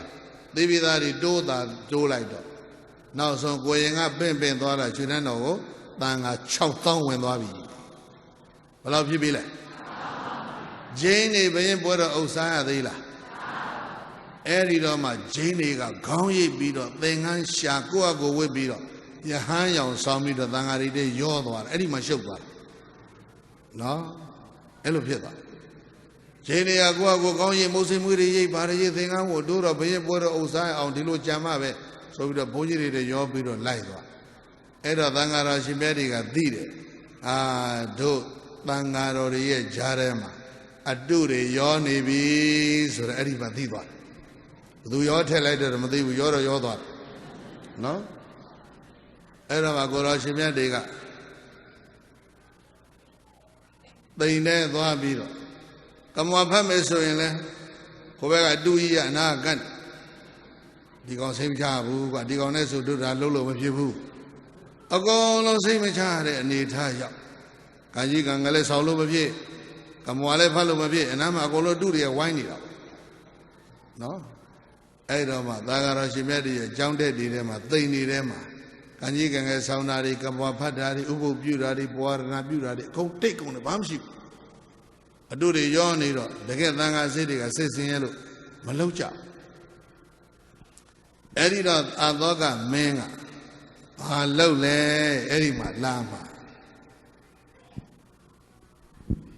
အာသောကမင်းကဘာလောက်လဲဆိုတော့ဟေ့ဘုရားကတော့ရှေးကခေါ်တာကတော့မဟာဒံဝန်ပါညာဒီလိုခေါ်တယ်ဒီကနေ့ခေတ်ဆိုရင်သာသနာရေးဝင်ကြီးပေါ့နော်ဟေ့မဟာဒံဝန်လာစမ်းသံဃာတော်ရှင်မြတ်တွေနေရာထိုင်ရတာဘယ်လိုလဲပစ္စည်းလေးပါချမ်းသာရဲ့လားနေရာထိုင်ရတာဆင်ပြေကြရဲ့လားဘင်းပြောစမ်းကျောင်းတက်ဒီထဲမှာကိုရရီယာလေးတိမ်ထဲမှာဥပုပ်ပြုတာတွေဘဝရဏပြုတာတွေမရှိဘူးအကောင်လုံးတိတ်ဆိတ်နေတာပဲယဟန်ဆိုလို့ရှိရင်ဥပုပ်ပြုဘဝရဏပြုလုံးဝမှာပေါ့ကွာဒီဘုန်းကြီးတွေဘာကြောင့်သိမတက်တာလဲကမောဘာကြောင့်ဥပုပ်ဘဝရဏမလုပ်ကြတာလဲမသိဘူးဘာတန်ဝန်သာလုံနေတဲ့သူကလည်းပဲနားမလဲအဲ့တော့ဘုရင်ကအမိတ်ပေးလိုက်တယ်ဟေ့သွားအဲ့ဒီဘုန်းကြီးတွေအကုန်လုံးလာပြီနေတိုင်းလာခွေနေတိုင်းဘာလို့ရမလဲဥပုပ်ပြုရပဲဘုရင်အမိတ်ပေးတယ်သွားဟောဗျာအမိတ်ကအဲ့ဒီတွေကစတာအမိတ်နော်လုံးပြန်သွားဘုန်းကြီးတွေဥပုပ်ပြုပွားရဏပြုဘုရင်ကြီးကအမိတ်ပေးအဲ့ဒီမဟာဓမ္မကကျောင်းတဲ့ဝင်သွားဘုရင်ကြီးကလည်းကျောင်းကဆောက်ထားပြီဘုရင်ဆောက်တဲ့ကျောင်းမှအသောကရာမဘာလဲအသောကယုံကျောင်းနော်ခေလို့ဆိုရင်မဆိုရင်ကျောင်းပေါ့သွားဥပုပ်ပြုဘုန်းကြီးတွေဘုရင်ကမိန့်ထုတ်သွားဘုန်းကြီးတွေကမလုံးနိုင်ဘူးတဲ့တို့ထဲမှာဂျိန်းတွေရောနေတယ်တဲ့တို့မလုံးနိုင်ဘူးဆိုတော့မှအဲ့ဒီအမတ်ကဒုက္ခဖြစ်ဥပုပ်ပြုအောင်လုံးလိုက်ဘုရင်ကအမိန့်ကိုအပေါ်ယံလေးပြီးနော်အဲ့ဒီဥပုပ်ပြုအောင်ဘယ်လိုလုပ်ရမလဲဆိုတဲ့အသေးစိတ်ကိုဒီဝန်ကြီးသည်ဘုရင်ကိုမမေးဘူးအဲ့ဒါဘာဖြစ်လို့မမေးသလဲဆိုတော့အဋ္ဌကထာမှာပြောထားတယ်သောအမေသောရာဇာနံပฏิပု္စီတုံအဝိသဟံတောသောမေဇောတို့အမိတ်ပေးခံရတဲ့အမတ်တိရာဇာနမင်းကြီးကိုပု္စီတုံပฏิပု္စီတုံပြန်မေးဖို့ရန် အဝိသဟံတောမောင်ဝမယေဖြစ်တဲ့အတွက်ကြောင့်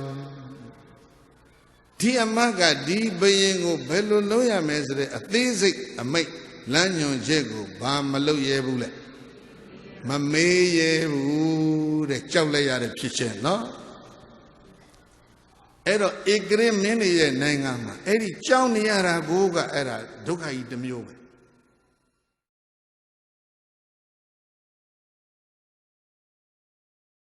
မောင်းတဲ့လူတွေကိုယ်နဲ့မတည့်တဲ့လူတွေကိုနှိပ်ဖို့လုပ်နေတာတွေကဗါတယ်လေဒေါသဂတိနောက်တစ်ခုကအကြောင်းလားအကျိုးလားအကောင်းလားအဆိုးလားလှုပ်ပေးတဲ့သလားမပေးတဲ့ဘူးလားဘာမသိဘူးမှန်ရမ်းပြီးတော့လုပ်နေတာဗါတယ်လေမောဟာဂတိစတုထကြတော့ဗါတယ်လေမဟုတ်မှလည်းသိတယ်မကောင်းမှလည်းသိတယ်မလုပ်ထိုက်ဘူးဆိုတာလည်းသိတယ်ဒါပေမဲ့ဘာဖြစ်လဲအမိန်ဆိုတော့ကြောက်လွန်းလို့တဲ့ကြောက်နဲ့လုံနေကြရတာဒီအကုန်လုံးပါတဲ့အဲ့တော့လောကကြီးမှာအာဂတိ၄ပါးမလိုက်စားဘူးဆိုတဲ့ပုဂ္ဂိုလ်ဟာတော်တော်ရှားလိုက်တယ်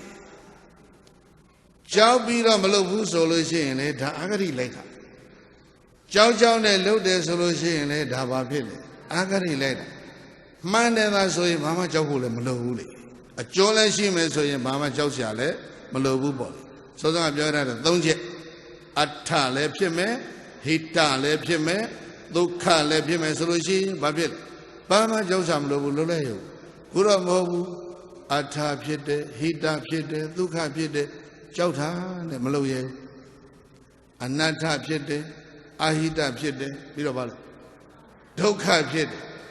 လို့ဆိုတော့ကြောက်ပြီမယ်လည်းပဲဟိုမဟုတ်မှသိပြီမယ်လည်းဘာဖြစ်လဲကြောက်တာနဲ့လှုပ်ကြတော့ဩလောကမှာဘာတွေများလဲလူမိုက်တွေများတယ်တဲ့ဟုတ်လားသောရာဇာနာပฏิပု္စီတောအဝိသဟံတောအညအမိစ္ဆံပု္စီဘယင်ကြီးမမင်းရဲ့လို့တဲ့တခြားအမတ်ကြီးတယောက်ကိုသွားမေးတယ်ကိုတော်တွေတိမ်နဲ့သွင်းဥပုပ်ပြုခိုင်းတာမပြုဘူးဟေဘယင်လဲငါမမေးရဘူးကွာအဲ့တော့ငါဒါဘယ်လိုလုပ်ရမလဲအမိန့်ကလည်းပေးထားတော့မလုပ်ရင်လည်းမဖြစ်တော့ဘူးလုပ်ရတော့မှာနော်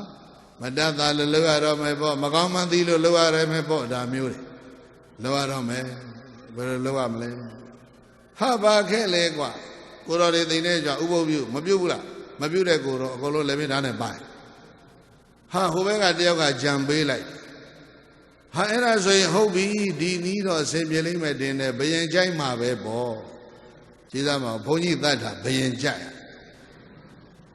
ဥပုပ်မပြုတ်တဲ့ဘုန်းကြီးကဘာလုပ်ရမလဲသတ်ပြအဲ့ဒါဆိုဘယင်ကြီးကျေနပ်မှာပဲအဲ့တော့အဲ့ဒီညံနေတဲ့အမတ်တယောက်ကိုလုံးဝညံမရှိတဲ့ကောင်းတော်ကဘာလုပ်လိုက်တာအကြံဉာဏ်ပေးလိုက်တာဘယင်ကြီးကတော့အမိန့်ကတူတူလေးပဲသွားဘုန်းကြီးဥပုပ်ပြုခိုင်းကွာဒါပဲအဲ့တော့အသေးစိတ်လျှောက်လုပ်သွားတာကညံမရှိတဲ့အမတ်ကိုညံနေတဲ့အမတ်ကအကြံပေးတော့ဒါဖြစ်လာဒါကြောင့်ယောအနတ္တကုသလေနအတ္တစရိယဒုက္ခဝဟဟာပေတိအတ္တဒုံမေတောကပိအာရာမိကောယထာယောအကျဉ်သူသည်ဒုံမေသောပညာမဲ့တဲ့အတွက်ကြောင့်အနတ္တကုသလေနာကျိုးမဲ့လုပ်ငန်းတွေကိုသာလည်းကျွမ်းကျင်နိုင်နေသည်ဖြစ်၍အဋ္ဌစရိယအကျိုးရှိတာကိုငါလုပ်မယ်ဟိတစရိယစီးပွားဖြစ်တာကိုငါလုပ်မယ်ဒုက္ခဝဟာချမ်းသာအောင်ဆောင်ရွက်မယ်ဘယ်လိုပဲလုပ်လို့ဘာကြောင့်လဲ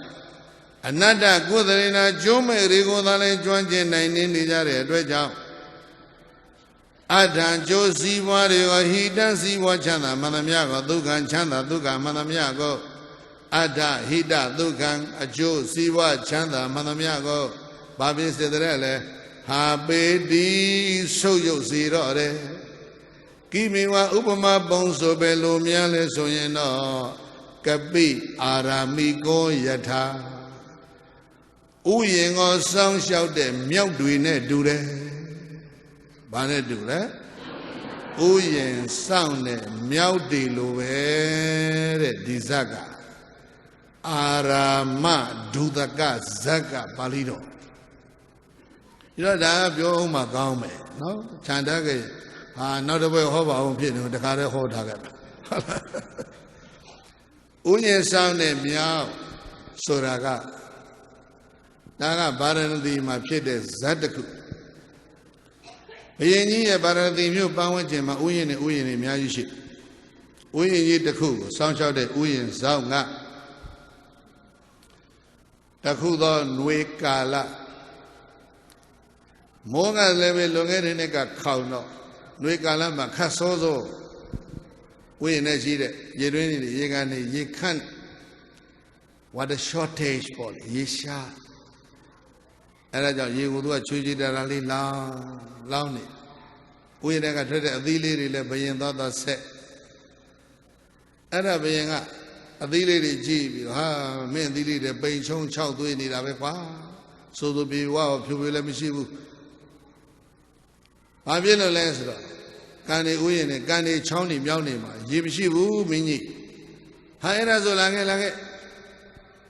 မင်းဥယျာဉ်နဲ့ရေရဖို့ရန်အတွက်ငါ10မြောင်းနေပါလေတူးမယ်ပေါ့နော်ပြောဘာတူး10မြောင်းဆိုတော့အမတ်ရတယ်ကရင်ကြီးတယောက်ပြောတယ်ကရင်ပြည်နယ်မှာဟိုးမြိုင်ကြီးတို့ဘာလို့ဒေသဟာအများတို့လေတွေကလည်းရေမရှိသစ်ပင်တွေကောက်ပင်လေးတွေခြောက်နေတာပဲ10မြောင်းကရေမလာဘူးလားလို့ဆိုတော့ကရင်ကြီးတယောက်ကပြောတယ်ဆရာတော်10မြောင်းကမလာတာ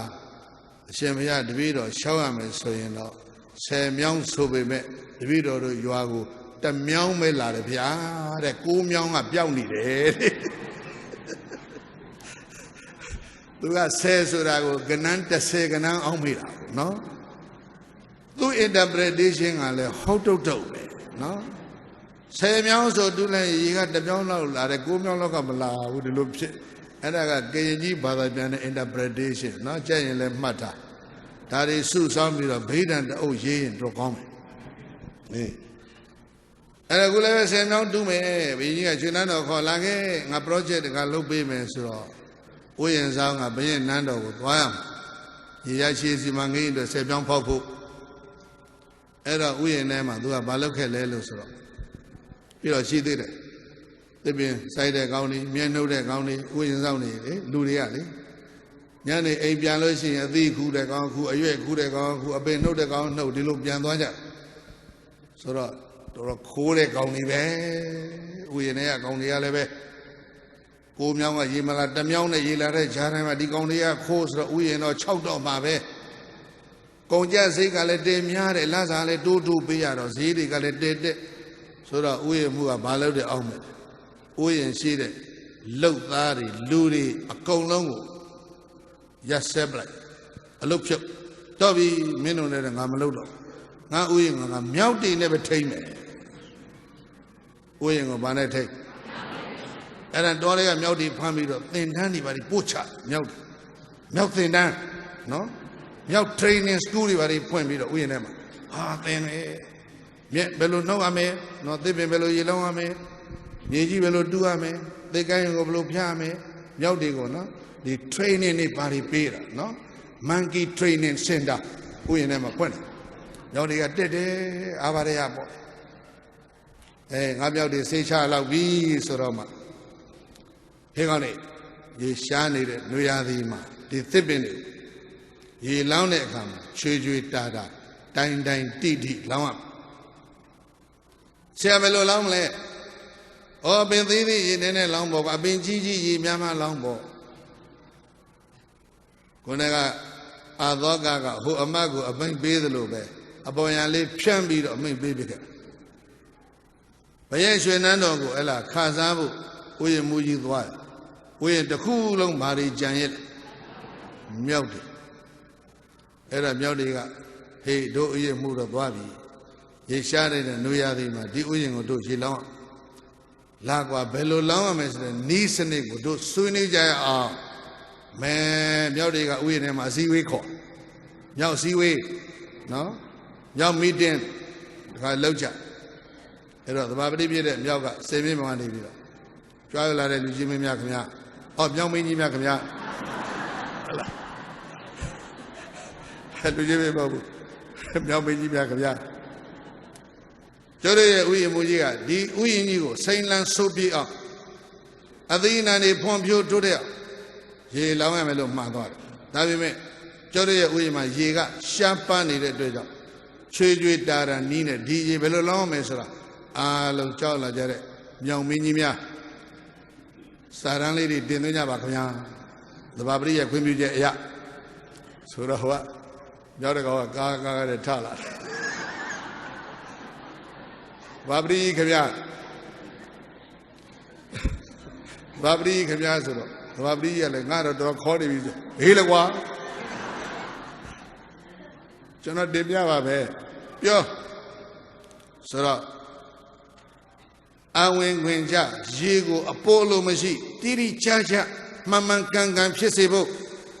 ကျွန်တော်စနစ်တစ်ခုရေးဆွဲထားပါဒါကြောင့်လို့ကျွန်တော်ရဲ့ရေလောင်းနည်းစနစ်ရေသုံးတဲ့နည်းစနစ်တစ်ခုကိုကျွန်တော်ဖတ်ကြားတင်သွင်းပါမယ်ခင်ဗျာတင်သွင်းဘာပရိရဲ့ခွင့်ပြုချက်အရာဆိုမြတ်ကသူတင်သွင်းဘာပြောလဲလို့ဆိုတော့ကျွန်တော်ရဲ့ရေလောင်းနည်းစနစ်ကတော့အမြင့်တိုးတဲ့အပင်ကိုရေနည်းနည်းပဲလောင်းမယ်အမြင့်ရှည်တဲ့အပင်ကိုရေများများလောင်းမယ်အမြင့်အလက်စားရှိတဲ့ပင်ကိုရေကိုအတော်တန်လောင်းမယ်လုံးဝအမြင့်မရှိဘူးဆိုတဲ့အပင်ကိုမလောင်းမဲထားမယ်ကျွန်တော်ရေးဆွဲထားတဲ့ရေသုံးဆွဲနည်းစနစ်ကတော့ဒါပါပဲခင်ဗျာလက်ကိုတီးကြတယ်ဖြောင်းဖြောင်းဖြောင်းလို့မြောက်မြရဲ့စီဝေးကြီးပြီးတော့မှသဘာပတိကအစင်မြင့်ဝါနဲ့မေးတယ်အားလုံးကြောက်လာကြတဲ့မြောင်မင်းကြီးများခင်ဗျာဟိုဘက်ကမြောင်မင်းကြီးဘယ်အရဘယ်ဒေသကဘယ်ကိုယ်စလဲတော်ကြီးတင်သွင်းသွားတဲ့ဒီစာရန်ခင်ဗျားတို့လက်ခံနိုင်ပါသလားလက်ခံပါတယ်သဘောတူပါတယ်ဆိုတော့ဒီဖြစ်သွားရေဘယ်လိုလောင်းအမြင့်တိုးရင်နည်းနည်းလောင်းအမြင့်ရှည်ရင်ဟာအဲ့တော့ဟိုဘက်ကမြောင်မင်းကြီးတယောက်ကထလာကျွန်တော်ကတော့ယူကန်တို့တောင်ထိပ်ကကြွလာတဲ့မြောင်မင်းပါခင်ဗျာကျွန်တော်ကမေးခွန်းတစ်ခုမေးချင်ပါတယ်ဟိုမြောင်မင်းကြီးတင်သွင်းသွားတဲ့အမြင့်တိုးနည်းနည်းလောင်းအမြင့်ရှည်များများလောင်းဆိုတဲ့အဆိုးမှအမြင့်အတိုးရှည်ကိုသိရအောင်ကျိုးတို့ဘယ်လိုလုပ်မလဲဒါကြုံမေးပါတယ်ကောင်းလိုက်တဲ့မြောက်အစည်းဝေးဆိုတော့ကိုင်းသဘာပတိရပြောတဲ့ဟိုဘက်ကမြောင်မင်းကြီးကတော့မေးနေပြီခင်ဗျားတင်သွင်းသွားတာဆိုခင်ဗျားဖြည့်ရှင်းအမြင့်တိုးရှည်သိအောင်ဘယ်လိုလုပ်မလဲအဲ့ဒါဘာမှသိမခက်ပါဘူးကျိုးတို့ဥယျာဉ်ကခုမှစိုက်ပျိုးကာစပဲရှိပါသေးတယ်အဲ့ဒါကြောင့်ဘာမှအခက်ခဲမရှိပါဘူးဘယ်လိုလုပ်မလဲအမြင့်အတိုးရှည်သိရရေမလောင်းခင်သစ်ပင်အားလုံးကိုနှုတ်ပြီးတော့တန်းရမယ်ခင်ဗျာကောင်းလိုက်တဲ့အစီအစဉ်မြောင်မင်းကြီးများရဲ့ conference နော်အဲ့တော့ဒီမြောင်မင်းတယောက်ကတော့ဒီလိုပြောနေပြီယူကန်တို့ဒေသကကြွလာတဲ့မြောင်မင်းကတော့အမြင့်တွေအားလုံးသိရအောင်အတိုးရှိသိရအောင်နှုတ်ပြီးတန်းရမယ်လို့ပြောတဲ့အဲ့ဒါကိုခင်ဗျားတို့ဇီဝေးကြီးကလက်ခံနိုင်ပါရဲ့လားလို့ဆိုတော့ဟိုဘက်ကဟိမောနာကလာတဲ့မြောင်မင်းကပြောတယ်သဘောတူပါတယ်တူပါတယ်ကဲတူတယ်ဆိုလားဇီဝေးရုပ်သိသာသိပြီနေနှုတ်ကြစို့သွားရောဗျာရေတော့လောင်းမှာပဲဒါပေမဲ့ဘယ်လိုလုပ်လောင်းမှာလဲနှုတ်ပြီးမှလောင်းမဲ့နီးတွေဖြစ်နေတာနော်ရေတော့လောင်းတော့လောင်းမှာပါပဲရေလောင်းခြင်းနဲ့စိတ်ကလေးတော့ရှိပါတယ်ဒါပေမဲ့တူရင်လုံးကိုမလုပ်ပြစ်ချင်တာနှုတ်ပြစ်ချင်တဲ့မြောက်တွေပဲအဲ့ဒါနဲ့မြောက်တွေပျော်ပျော်ပါပါဖိုင်တွဲတွေပိုက်ပြီးတော့ဥယျာဉ်နဲ့တန်းစီထွက်သွားအဲ့တော့မြောက်သဘာပတိကြီးကကြံတဲ့မြောက်တွေကိုတောင်းပေးတယ်တချို့ကောင်းတယ်ဟေးကောင်မင်းကဖိုင်တွဲကိုင်းစရင်ပြုစု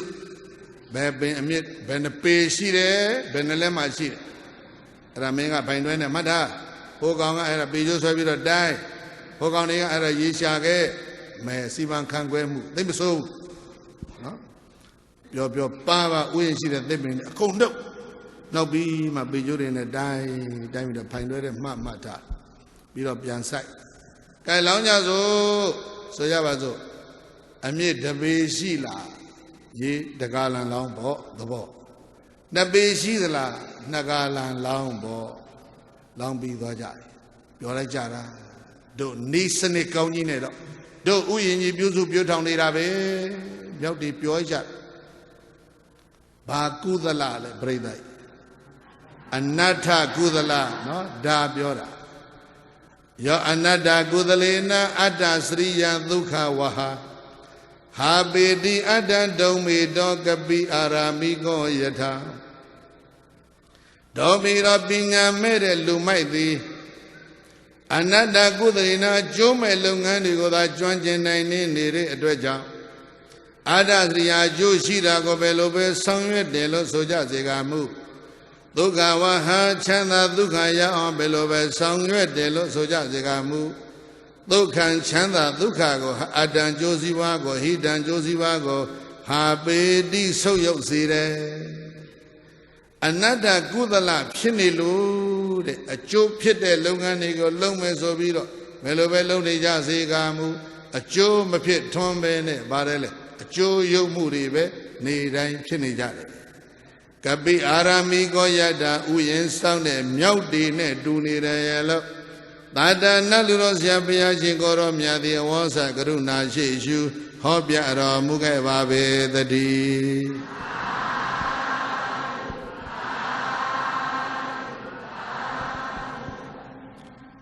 9 ရက်လောက်သာရေလောင်းရတာပြိဿဒီကနေ့လောင်းပြီးသွားပြီမြောက်ပဲဗျနော်သူတို့ဖိုင်တွဲထဲမှာဘာရေးမလဲရေးတယ်ပဲထားအောင်မနေ့ပြင်ကရေလောင်းကြအောင်ဆိုဟေးဆိုလဲဆိုလိုက်ရောကဲမင်းတို့ဖိုင်တွဲတွေယူခဲ့ဘယ်အပင်ကအမြင့်ဘယ်လောက်ရှိသလဲမင်းတို့မှတ်တမ်းပြန်ဖတ်ဆိုတော့ဘယ်လိုလုပ်ရှိဘူးဖိုင်တွဲတွေအကုန်ပြောက်ကုန်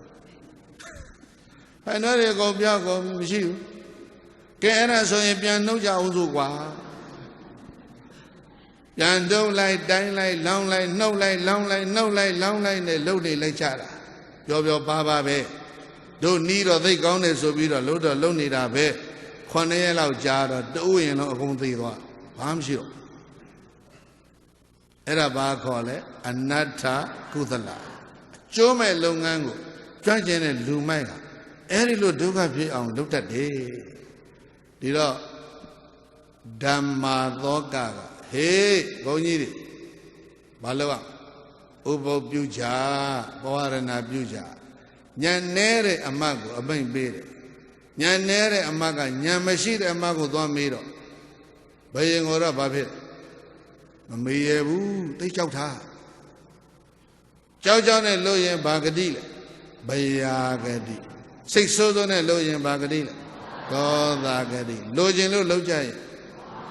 စန္ဒာဂတိပေါ့မသိသဖြင့်ယံလောက်ကြတာကတော့အဂရိ၄ပါးလွတ်အောင်ပရိသတ်ကြီးကြိုးစားကြဗျာနော်လွတ်အောင်ကြိုးစားကြအဲ့ဒါမလွတ်ရင်တော့လူမိုက်စင်းရင်ဝင်သွားမှာပဲဟုတ်လား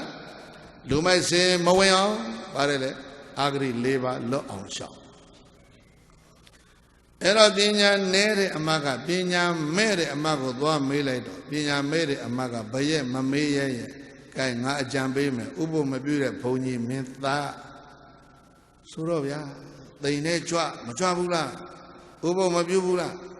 အဲ့ဒီဘုန်းကြီးတွေတတ်လိုက်တာသိတာမနဲ့ဘူးပဲ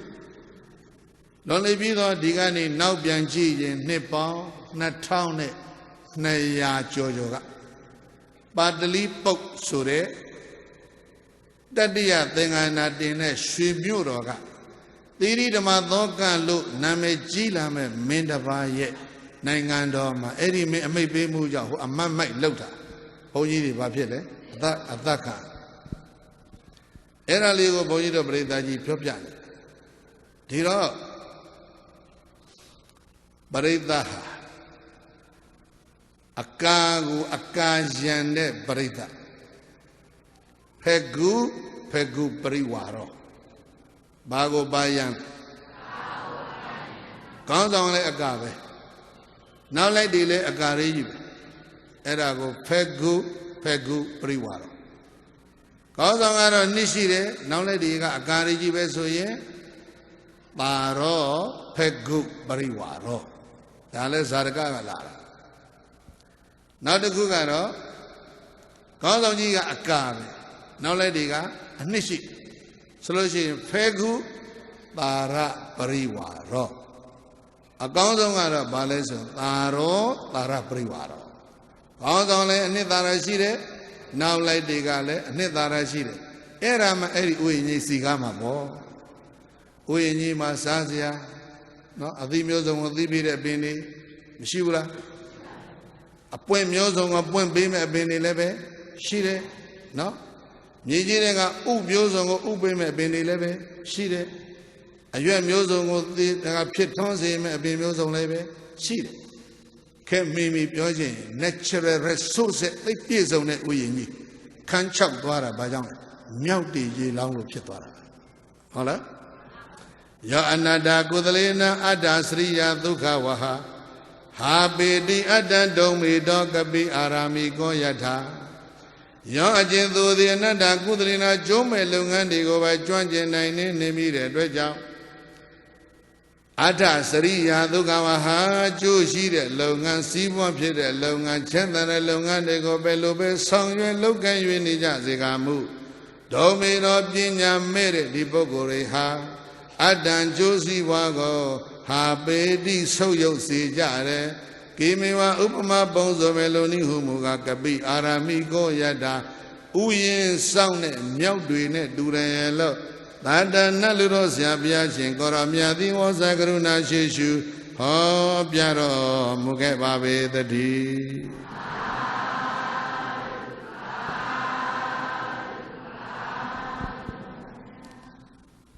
ကိုယ်ကအမတ်မိုက်ဘုန်းကြီးတွေတန်ရင်နဲ့နောက်ဆုံးကြတော့ဘသူအလှည့်ရောက်သလဲလို့ဆိုတော့တိတ်သမထေအလှည့်ပြောဘသူလဲတိတ်သဆိုတာအသောကနဲ့ညီအကိုအရင်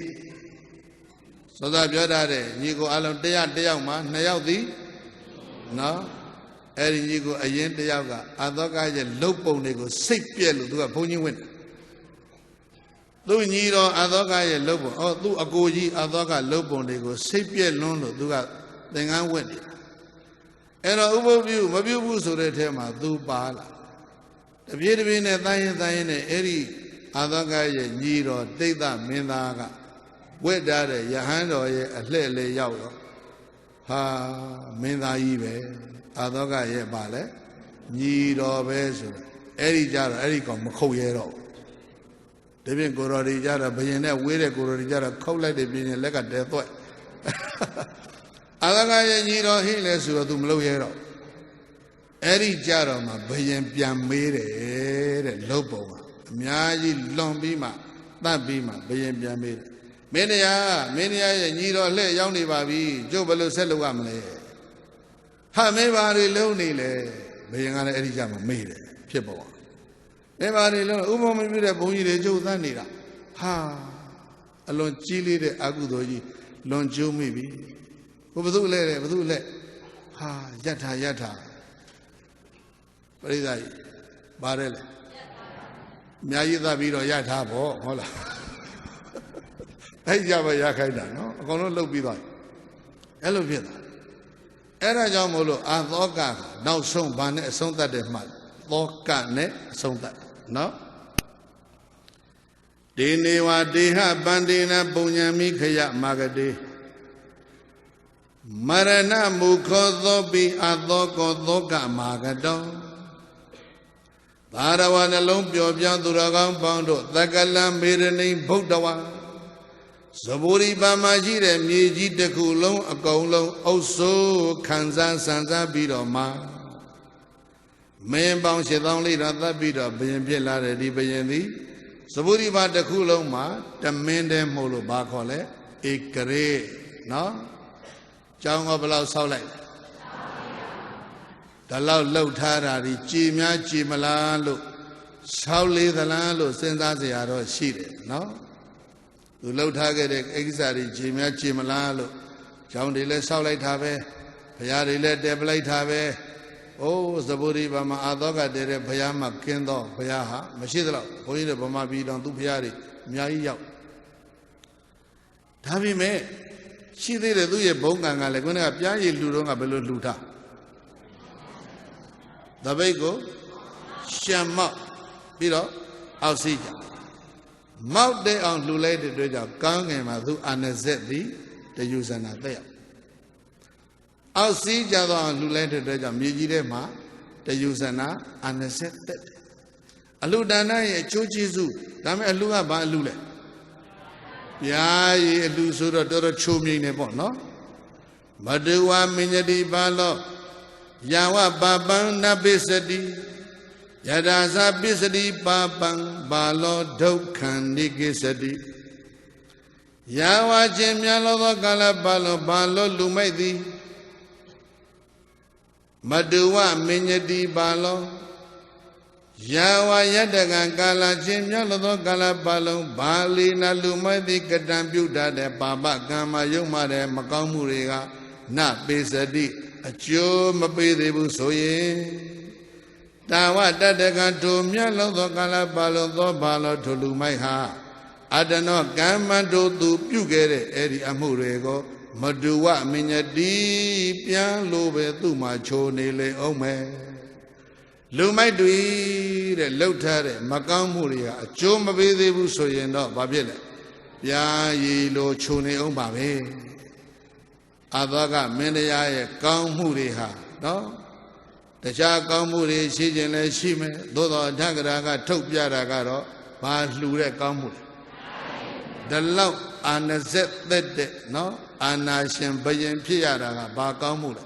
ပြားရည်လှူတဲ့ကောင်းမှုနော်သေရီဓမ္မအသောကသဗုဒ္ဓဘာမဧကရေကျောင်းပေါင်း8400တည်ပြီးပြီဘုရားပေါင်း8400တည်ပြီးပြီနော်အိန္ဒိယပြည်ကြီးတစ်ပြည်လုံးနေမှာကဟိုဘက်ပါကစ္စတန်အာဖဂန်ဟိမွန်တာထိအာနဇက်သင်းရောက်နေပြီမြေအောက်လည်းဘယ်လောက်လဲတယုဇနာကောင်းငင်လည်းပဲဒုဇနာနော်မနေ့ခင်မျက်နှာသိရှင်လို့ဆိုလို့ရှိရင်နော်ဘုံပိုင်ကောင်းသွားမဖွင့်ဘူးရေဘဲကောင်းကိုသွားမဖွင့်ဘူးဟိမွန်တာကနတ်တွေကိုခွာလိုက်တယ်အနောဒအိမ်ကရေယူလာခဲ့နတ်များကတန်သူ့ဘာလို့မျက်နှာသိရေဆက်ရဘန္တာတိုက်ထဲမှာဘတ်ဂျက်တော့ရော့နေပြီလုံငွေပြနေပြီဆိုလို့ချင်းကျင်လုံးနဲ့မြေကြီးရဲလိုက်မြေအောက်ကနဂါးတွေကဗရမ ्या တွေရှောက်တွေစိန်တွေလာဆက်ရအဲ့ဒီလိုအဲ့ဓာတွေရနေတော့မြေအောက်ကလည်းတူးကျင်နေတူးကြောက်တံဗရမ ्या တွေကလည်းသိပ်ထွက်ကောင်းကင်လည်းပဲလှမ်းပြီးတော့ခေါ်လိုက်ရင်နတ်တွေကဗါတယ်လေအနောဒအိမ်ကရေတွေဆက်တော့အဲ့ဒီအချိန်ထိအဲ့ဒီဘုရင်ကြီးဘာဖြစ်လဲသူ့ပြားရည်ကောင်းမှုလေးကချိုးတော့မဲ့ပေါ့နော်ပြားတကားလို့ဘာဖြစ်တုံးလဲဘုန်းကြီးတို့ဟိုနိတိကန္ထသုတ်တံမှာစာတစ်ပိုက်ရှိယတာပုံညေခယောဟောတိသဗ္ဗမေတံဝိနတတိယတာချင်းကမပုံညေခယောကောင်းမှုရဲ့အရှင်သတ္တိတွေကုန်ပြီပြောပါပါတဲ့လေကောင်းမှုရဲ့ကောင်းတဲ့အရှင်သတ္တိတွေပုံညေခယောတဲ့ကောင်းမှုရဲ့သတ္တိတွေကုန်ဆုံးပြီဆိုရင်ဣတံသဗ္ဗံတို့ရတာတဲ့အကျိုးစီးပွားစည်းစိမ်ဥစ္စာယာရုအာနာတွေကဝိနတတိပျက်စီးတတ်တယ်ကောင်းမှုအရှိန်တက်တုံးမှပြားလို့ခြုံနေကြတာပါကောင်းမှုအရှိန်သေးပြီဆိုလို့ရှိရင်တော့အဲ့ဒါဒုက္ခဖြစ်ဖို့သာပြင်ထားဘာလောဒုက္ခနိကိစတိတရဒုက္ခသောကောင်းမှုရဲ့အရှိန်ကုန်ဆုံးပြီဆိုတဲ့အခါမှာဘာလို့လူမိုက်တွေကဒုက္ခသောနိကိစတိရောက်ရမယ်လို့သတ္တနတ်လူတို့ဆရာဘုရားရှင်သည်အဝါစာကရုဏာရှိရှုဟောပြတော်မူခဲ့ပါပေသတည်း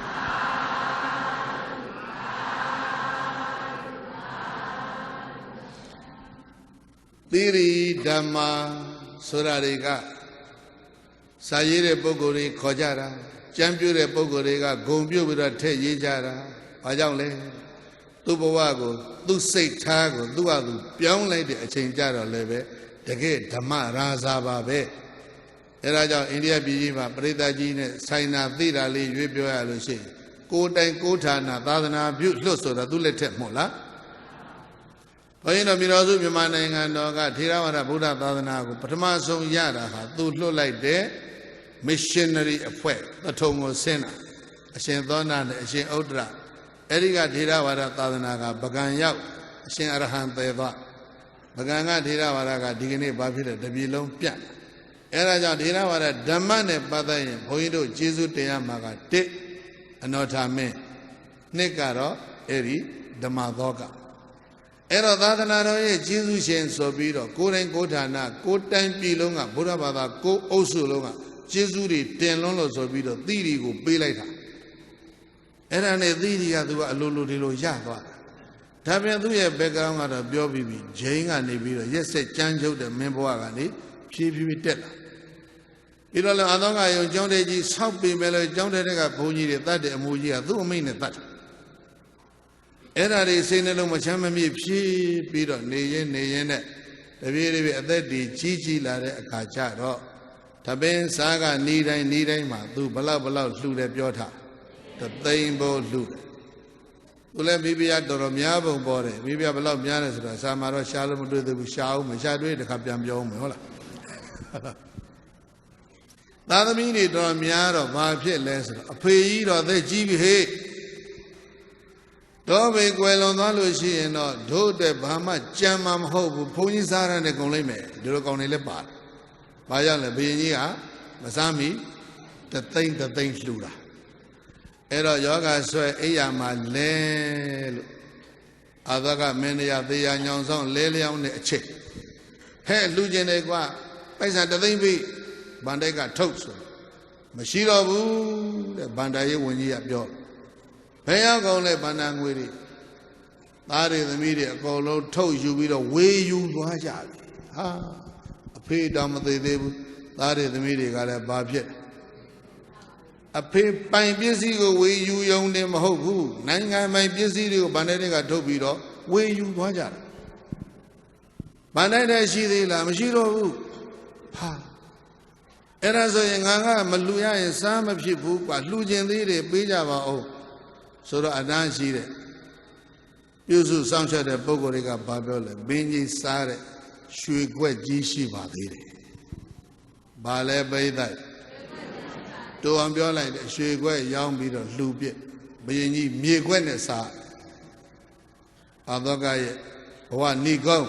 နော်ဧကရိမင်းကြီးရဲ့ဘဝဏီကုန်းနော်နောက်ဆုံးဗာနဲ့စားရွှေခွက်ရောင်းလှူတဲ့မြေခွက်နဲ့စားအားရသမီးတွေခူးဆိုင်ယောဂသဲနေတဲ့အချိန်ငါလှူခြင်းသေးတယ်ကွာပေးကြပါဦးငါပိုင်တဲ့ပစ္စည်းဘာရှိသေးလဲဆိုတော့အနာရှိတဲ့ဝန်ကြီးတွေအမတ်ကြီးတွေကမင်းတရားလက်ထဲကဇီးပြူသည်တချမ်းပဲမင်းကြီးပိုင်မာတော့တယ်ဇီးပြူသည်ဆေးစိတ်ဆေးသမားကဘီကြီးကိုဇီးပြူသည်ပေးထားဇီးပြူသည်လက်ကလေးနဲ့ညှပြီးတော့ကိုက်တယ်ဘလောက်ကုံသွားလဲတချမ်းကုံသွားပြီတချမ်းနဲ့ကြာအဲ့ဒါပြောတယ်မင်းကြီးပိုင်တာအဲ့ဒီဇီးပြူသည်တချမ်းပဲတဲ့နော် This is my possession ဒါရီငါပိုင်တယ်ဘယ်လိုပဲပြောနောက်ဆုံးကြတော့ဇီးပြူသည်တချမ်းပါပဲဟုတ်လားအဲ့ဒါတကူကြိုတွက်ထားရင်ကောင်းပါနော်အဲ့တော့ဇီးပြူသည်တချမ်းပဲပိုင်တော့တယ်လေဆိုလဲဟာဇဗုရိပါတစ်ခုလုံးအုပ်ဆိုးတဲ့ငါကဲ့သို့သောမင်းတရားငါပိုင်ပစ္စည်းဟာဇီးပြူသည်ချမ်းပဲလားဆိုပြီးတော့အာသောကမျက်ရည်ဖြိုင်မြိုင်ကြပြီးအဲ့ဒီမှာငိုသွားတာဧကရိမင်းကြီးရဲ့ဘဝဏီကုန်းဟာဘာနဲ့အဆုံးသတ်လဲသောကနဲ့အဆုံးသတ်တယ်သကလံမေရဏိဗုဒ္ဓဝါဓာတဝါကောတိတတံဒုခိအတ္တမလကမတ္တသာအန္တေဣတရဒံကတောသာရဝနှလုံးပြောပြသူတော်ကောင်းပေါင်းတို့သကလံမေရဏိသဗုရိပါလဲရတောင်ညွန်းဆိုတဲ့ဟောဒီမြေကြီးအကုန်လုံးကိုဗုဒ္ဓဝါပိခံစားစံစားအပိုင်စားရမ်းပြီးတော့နေ냐တော်လဲပဲဓာတဝါကောတိတတံသောဓမေမစားမီပွဲတော်အုပ်မတဲမီမှာတသိန်းလှူမိတဲ့အတွက်ကြောင့်နောက်ဆုံးစရင်ချို့တော့ဘယ်တသိန်းလှူရတယ်လို့ဆိုကြစေကမူဒုက္ခိသဗုရိပါရဲ့ဧကရိမင်းကြီးဆိုပြီးတော့ဘယ်လိုပဲချမ်းသာ၍နေရစေကမူ Adi now sung a chain, Charo, Ada, Malaka, Madada, Zibu the Chamia, Godalian, Edradan, Suyare, Sorepi Miodo, Kado, Sayoda, Mugaya, Lebilo, Baranazria, Shiji, Asia, Hondo, the Ahukatendi, Kansa Madre, Mesoro, Mugaja, Lego, the D.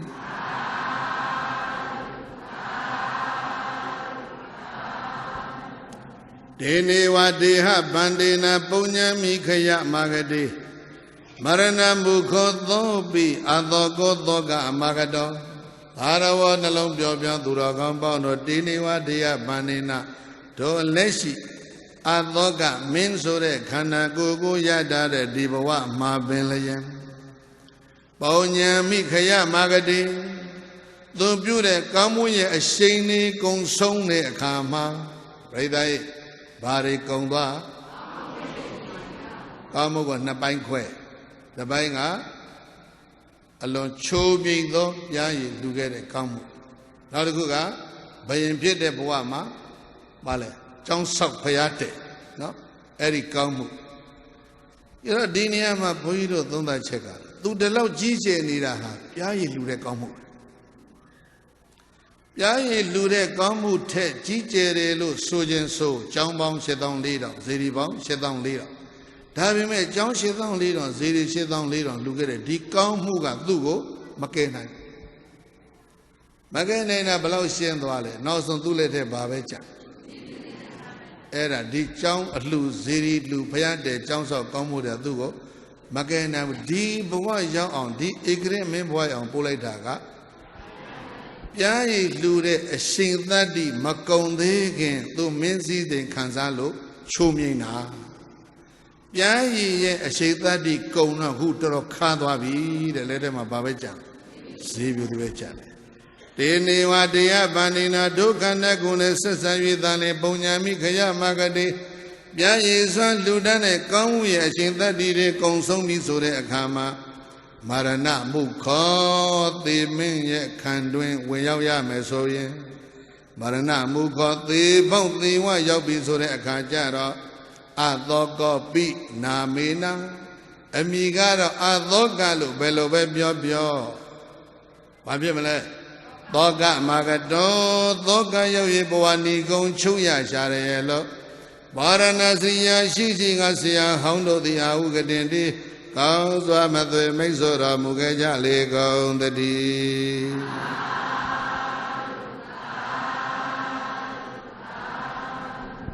Sibudi Jali Kaintare a chain my chain said Yalame. Wayala Me Ogan the Gari Twahi Josini Johnny Labi Ladila Bonya Mikaya Magadi Kamuya Shintadi Komi solution. Nale Makena no Biaga Nagari Barabiari Bari Lama Sedo Bibi He Ye Janli Ili Doshinegua Noda in a Yerique B Himonaga Nadi Ladila Kamu Shintadi Konye Nale Kelo Maya Elo Pieta Erado Yichiraga Barele Kamu a Shay Madibu Yichide Hola Bonya Mikaya Magadi Kamu Ashita di Konsomi Solution Adoko Binamina Amigaro Adokalo Alome Gaune Davime Doga Magado Doga Yoyi Queloya Share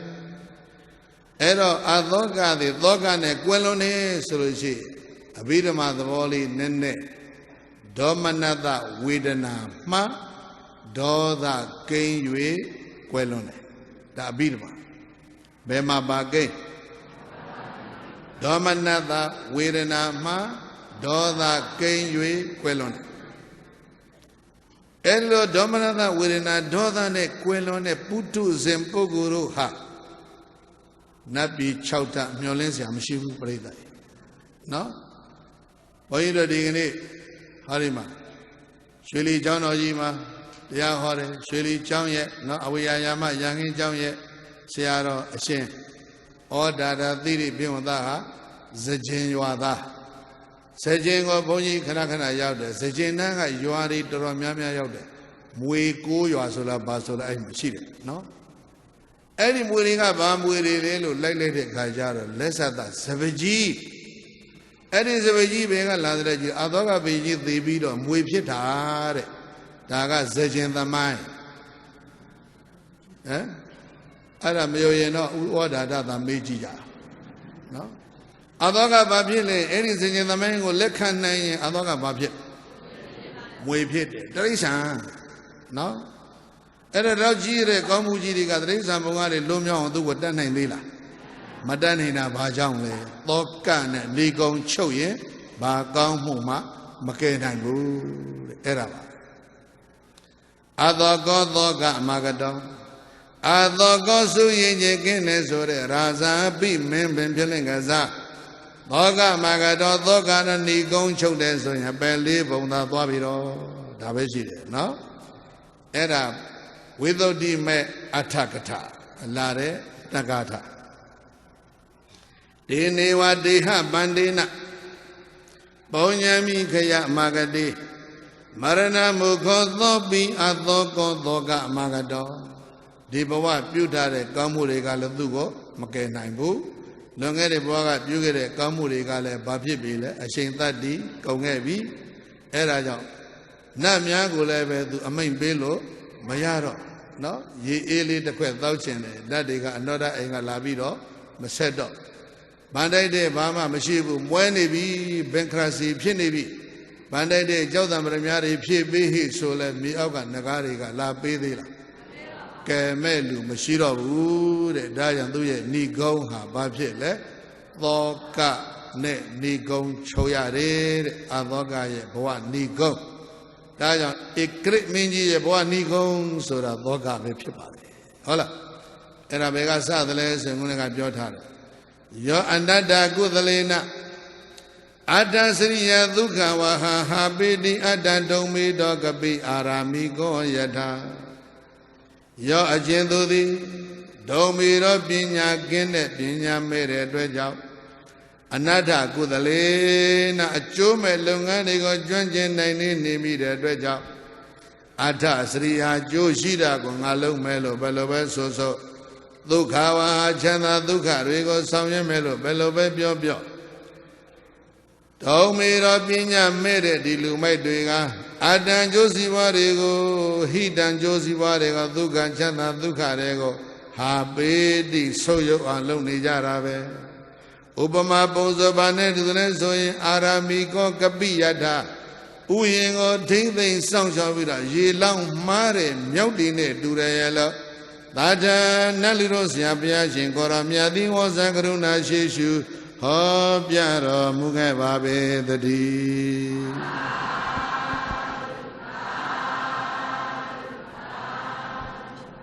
အာရသောသူတော်ကောင်းများဒီတရားတော်ရဲ့အနှစ်ချုပ်ကနှလုံးထဲပါနော်အနတ္ထကုသလအတ္ထကုအကျိုးမဲ့ကိုကျွမ်းကျင်နိုင်နေတယ်အကျိုးမဲ့တွေကိုပဲလုတ်တတ်တယ်ဆိုလို့ရှိရင်အာလုံးသောကနဲ့ဏီကုံချုပ်ကြမယ်အကျိုးရှိတဲ့လုပ်ငန်းတွေကိုကျွမ်းကျင်နိုင်နေမှဘဝမှာသောကချုပ်ငိမ့်မယ်တရားတော်တစ်ခုလုံးရဲ့အနှစ်ချုပ်ကအဲ့ဒါဖြစ်ပါတယ်ဧကရိမင်းကြီးရဲ့ဘဝဏီကုံအာလုံးပြိဿရဲ့ပြည့်စုံပါပြီဤတရားနာကြကြရတဲ့သူတော်ကောင်းများဘဝဏီကုံမှာသောကကင်းပြီးတော့ချုပ်ကြရအောင်ကောင်းမှုလုပ်ငန်းတွေကိုကောင်းတဲ့လုပ်ငန်းတွေကိုကျွမ်းကျင်နိုင်ကြပါစေလို့တိုက်တွန်းပြီးတော့ဒီကောင်ချုပ်ပါပြီ။ကိုင်းအမြဝေးပြီးတော့အခမ်းအနားသိကြအောင်လိုက်ဆိုကြ။ဣဒံမေပုံညံဘောရိညာဏတပစ္စယောဟောတုအရှင်ဘုရားဘုရားတပည့်တော်တို့ဤဓမ္မဒါနဓမ္မပူဇာဓမ္မသဝနဓမ္မဒေသနာဤကောင်းမှုသည်ဘောရိညာဤအထောက်အပံ့ဖြစ်ပါစေတည်းဤကောင်းမှုကုသိုလ်ဖို့ကို ကြွားရောက်လာသောပရိသတ်ကိုအစပြု၍ဘုံ31ဖြစ်ဖြစ်များစွာတတ္တဝအနန္တတို့အားအညီအမျှဝေငှပါကုန်၏ထိုများစွာတတ္တဝတို့သည်ဧကမှုအဖို့ကိုကြားသိကြ၍အမြာရ၍ဝမ်းသာကြသည်ချမ်းသာကြသည်ဖြစ်ပါစေသောအမြတ်